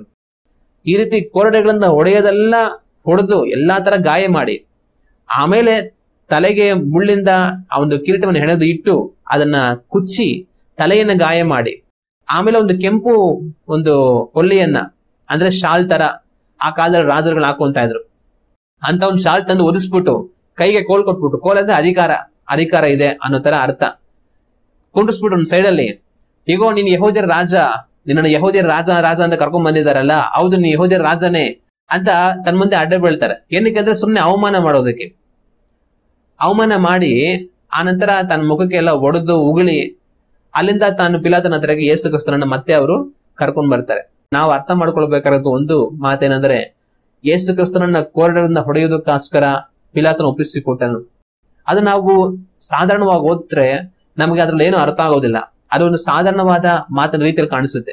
ಯೇಸು ಕ್ರಿಸ್ತನನ್ನು ಕೋರಡೆಗಳಿಂದ ಹೊಡೆಯಲ್ಪಟ್ಟನು, ಪಿಲಾತನು ಯೇಸು ಕ್ರಿಸ್ತನನ್ನ ಕೋರಡೆಗಳಿಂದ ಹೊಡೆಯುವುದಕ್ಕೆ ಒಪ್ಪಿಸಿದನು ಅಂತ ಹೇಳಿ ನಾವು ಮುಂದೆ ಹೋಗ್ಬಿಟ್ರೆ ಅದರ ಮಾತಿನ ಅರ್ಥ ನಮಗೆ ಅಷ್ಟು ಗೊತ್ತಾಗೋದಿಲ್ಲ. ಆದ್ರೆ ವಾಸ್ತವವಾಗಿ ಆ ಕೋರಡೆಗಳಿಂದ ಹೊಡೆಯಲ್ಪಡುವಂಥದ್ದು ಅಂದ್ರೆ ಏನು ಅನ್ನೋದನ್ನು ತಿಳ್ಕೊಳ್ಳುವಾಗ ಯೇಸು ಕ್ರಿಸ್ತನು ಎಂತ ಘೋರವಾದ ಶಿಕ್ಷೆಯನ್ನು ಬಾಧಿರ ನಮಗಾಗಿ ಅನುಭವಿಸಿದನು ಅನ್ನೋದನ್ನ ನಾವು ಅರ್ಥ ಮಾಡ್ಕೊಳ್ಬಹುದು. ಯೇಸು ಕ್ರಿಸ್ತನು ನನ್ನ ಪಾಪಕ್ಕಾಗಿ ನಿಮ್ಮ ಪಾಪಕ್ಕಾಗಿ ಅನುಭವಿಸಿದಂತ ಬಾಧೆ ಸಾಧಾರಣವಾದದಲ್ಲ. ಆತನ ಅನುಭವಿಸಿದಂತ ಏಟುಗಳು ಸಾಧಾರಣವಲ್ಲ. ಆತನು ಹೊಂದಿಕೊಂಡಂತ ಗಾಯ ಸಾಧಾರಣವಾದದಲ್ಲ. ಘನಘೋರವಾದ ಹಿಂಸೆಯನ್ನು ಬಾಧೆಯನ್ನು ಆ ರೋಮ್ ಸಾಮ್ರಾಜ್ಯದವರ ಸಿಪಾಯಿಗಳ ಕೈಗಳಿಂದ ಯೇಸು ಕ್ರಿಸ್ತನು ಅನುಭವಿಸಿದನು. ಅದರಿಂದ ಈ ದಿವಸ ನಮ್ಮ ಪಾಪಗಳು ಕ್ಷಮಿಸಲ್ಪಟ್ಟು ನಮಗೆ ಸಮಾಧಾನ, ಬಿಡುಗಡೆ, ಪರಲೋಕ ರಾಜ್ಯ, ನಿತ್ಯ ಜೀವ ಇವುಗಳು ಕೊಡಲ್ಪಟ್ಟಿದೆ. ಆದ್ರೆ ಇವುಗಳು ನಮಗೆ ಅಷ್ಟು ಸುಲಭವಾಗಿ ಬರಲಿಲ್ಲ. ಯೇಸು ಕ್ರಿಸ್ತನು ಅದರ ಹಿಂದೆ ಬಹಳ ಶ್ರಮೆಯನ್ನು ಅನುಭವಿಸಬೇಕಾಗಿತ್ತು. ಆದ್ರೆ ಈ ದಿವಸ ಅದನ್ನು ನಾವು ಸ್ಮರಿಸಿ ದೇವರನ್ನ ಮಹಿಮೆ ಪಡಿಸಬೇಕಾಗಿರೋದು ಬಹಳ ಮುಖ್ಯ. ನಮ್ಮ ಜೀವಮಾನ ಪೂರ್ತಿ ನಾವಿವತ್ತು ದೇವರ ಕೃಪೆಯಿಂದ ಏನಾಗಿದ್ದೇವೋ ಅದಾಗಬೇಕಂದ್ರೆ ಯೇಸು ಕ್ರಿಸ್ತನು ನಮಗಾಗಿ ಎಷ್ಟೆಲ್ಲಾ ತ್ಯಾಗವನ್ನು ಮಾಡಿದರು ಅದನ್ನ ನೆನೆಸಿ ನಾವು ದೇವರನ್ನ ಸ್ತುತಿಸಬೇಕಾಗಿರೋದು. ನಮ್ಮ ಜೀವಮಾನ ಕಡೆಯವರೆಗೂ ದೇವರು ನಮಗಾಗಿ ಮಾಡಿದಂತ ತ್ಯಾಗಕ್ಕಾಗಿ ಕೃತಜ್ಞತೆ ಉಳ್ಳವರಾಗಿ ನಾವು ನಡೆದುಕೊಳ್ಳಬೇಕಾಗಿರೋದು ಬಹಳ ಮುಖ್ಯ. ನಾವೇನ್ ಮಾಡ್ತೀವಿ, ಒಂದು ಸಣ್ಣ ಕಷ್ಟ ನಮ್ಮ ಜೀವಿತದಲ್ಲಿ ಬಂದ್ಬಿಟ್ರೆ ನಾವು ದೇವರನ್ನ ಕೊರತೆ ಹೇಳ್ತಾ ಇರ್ತೀವಿ. ಸ್ವಾಮಿ ಏನಕ್ಕೆ ಇದ್ದಾನೆ, ಸ್ವಾಮಿ ಏನಕ್ಕೆ ಇದ್ದಾರೆ, ನಮ್ ಕಷ್ಟ ಏಸಂಗ್ ಅರ್ಥ ಆಗಲ್ವಾ, ನಮ್ ಬಾಧೆ ಏಸಂಗ್ ಅರ್ಥ ಆಗಲ್ವಾ ಅಂತ ಇರ್ತೀವಿ. ಆದ್ರೆ ಯೇಸು ಕ್ರಿಸ್ತನು ಅನುಭವಿಸಿದ ಬಾಧೆಗಳನ್ನ ನಾವು ಅರ್ಥ ಮಾಡ್ಕೊಂಡಿರೋದಿಲ್ಲ. ಆತನ ಅನುಭವಿಸಿದ ಬಾಧೆ ಏನು ಅಂತ ನಾವು ಅರ್ಥ ಮಾಡ್ಕೊಂಡ್ರೆ, ಆತನ ನಮಗೋಸ್ಕರ ಎಷ್ಟು ಕಷ್ಟಪಟ್ಟಿದ್ದಾನೆ ತಿಳ್ಕೊಂಡ್ರೆ ನಾವ್ ಯಾವತ್ತೂ ಇಂಥ ಮಾತುಗಳು ಆತನಿಗೆ ಹೇಳೋದಿಲ್ಲ. ಒಂದು ತಾಯಿನ ನಾವು ಯೋಚಿಸಿ ನೋಡಿದರೆ, ಒಂದು ತಾಯಿ ಮಗುವಿಗೆ ಜನ್ಮ ಕೊಡುವಾಗ ತನ್ನ ಸತ್ತು ಬದುಕ್ತಾಳೆ ಅಂತ ಹೇಳ್ತಾರೆ. ಆ ತಾಯಿ ಮಗುವಿಗೆ ಜನ್ಮವನ್ನು ಕೊಡೋದಕ್ಕೆ ಅಷ್ಟು ಕಷ್ಟ ಪಡ್ತಾಳೆ. ಆದ್ರೆ ಆ ಮಗುಗೆ ಆ ಕಷ್ಟ ಗೊತ್ತಿರುತ್ತಾ? ಆ ಮಗುಗೆ ಆ ಕಷ್ಟ ಗೊತ್ತಿರೋದಿಲ್ಲ. ಬೆಳೆದ್ಮೇಲೆ ಆ ಮಗು ತಾಯಿಗೆ ಏನ್ ಬೇಕಾದ್ರೆ ಅನ್ಬೋದು. ಆದ್ರೆ ಆ ಮಗು ಹುಟ್ಟಿ ಬರೋದಕ್ಕೆ ತಾಯಿ ಪಟ್ಟ ಕಷ್ಟ ಏನು ಆ ಹೆರಿಗೆ ಸಮಯದಲ್ಲಿ ಅದು ತಾಯಿ ಮಾತ್ರನೇ ಗೊತ್ತಿರುತ್ತೆ. ಆದ್ರೆ ಆ ಕಷ್ಟ ಏನು ಅಂತ ಆ ಮಗು ತಿಳ್ಕೊಂಡಾಗ ಆ ತಾಯಿಯ ತ್ಯಾಗ ಏನು ಅನ್ನೋದು ಆ ಮಗುಗೆ ಅರ್ಥ ಆಗತ್ತೆ. ಅದೇ ರೀತಿ ನಾನು ನೀವು ಇವತ್ತು ಸಮಾಧಾನದಿಂದ ಬಿಡುಗಡೆ ಹೊಂದಿಕೊಂಡು ರಕ್ಷಣೆ ಹೊಂದಿ ನಾವು ಜೀವಿಸ್ತಾ ಇದ್ದೀವಿ ಅಂತಂದ್ರೆ ಅದು ಹಿಂದ್ರೆ ಯೇಸು ಕ್ರಿಸ್ತನ ಆ ಒಂದು ಶ್ರಮ ಏನು ಅನ್ನೋದನ್ನ ನಾವು ತಿಳ್ಕೊಳ್ಬೇಕಾಗಿರುವಂತದ್ದು ಬಹಳ ಮುಖ್ಯ. ಆತನ ತ್ಯಾಗ ಏರಳವಾಗಿದೆ, ಆತನ ಅನುಭವಿಸಿದಂತ ಶ್ರಮೆ ಏರಳವಾಗಿದೆ. ಅದನ್ನ ನಾವು ನಮ್ಮ ಜೀವಮಾನ ಪೂರ್ತಿ ಯಾವಾಗಲೂ ಸಹ ನೆನೆಸುತ್ತಾ ದೇವರನ್ನ ಸ್ತುತಿಸುತ್ತಾ ನಾವು ನಮ್ಮನ್ನು ನಾವು ತಗ್ಗಿಸಿಕೊಂಡು ನಡೆಯಬೇಕಾಗಿರುವಂತದ್ದು ಬಹಳ ಮುಖ್ಯ. ದೇವರು ನಮಗೋಸ್ಕರ ಬಹಳ ಕಷ್ಟಪಟ್ಟಿದ್ದಾರೆ. ಅದು ಸಾಧಾರಣವಾಗಿ ಇರಲಿಲ್ಲ. ಯಾವತ್ತೂ ಸಹ ನಾವು ದೇವರಿಗೆ ವಿರುದ್ಧವಾಗಿ ಮಾತಾಡಿ ದೇವ್ರಿಗೆ ಏನ್ ಗೊತ್ತು ನಮ್ ಕಷ್ಟ, ನಮ್ ಕಷ್ಟ ಅರ್ಥ ಆಗೋದಿಲ್ವಾ, ಇದನ್ನೆಲ್ಲ ಯಾವತ್ತೂ ಕೂಡ ಮಾತಾಡಬಾರದು. ಅದು ಮಾತಾಡೋದು ತುಂಬಾ ತಪ್ಪಾಗುತ್ತೆ.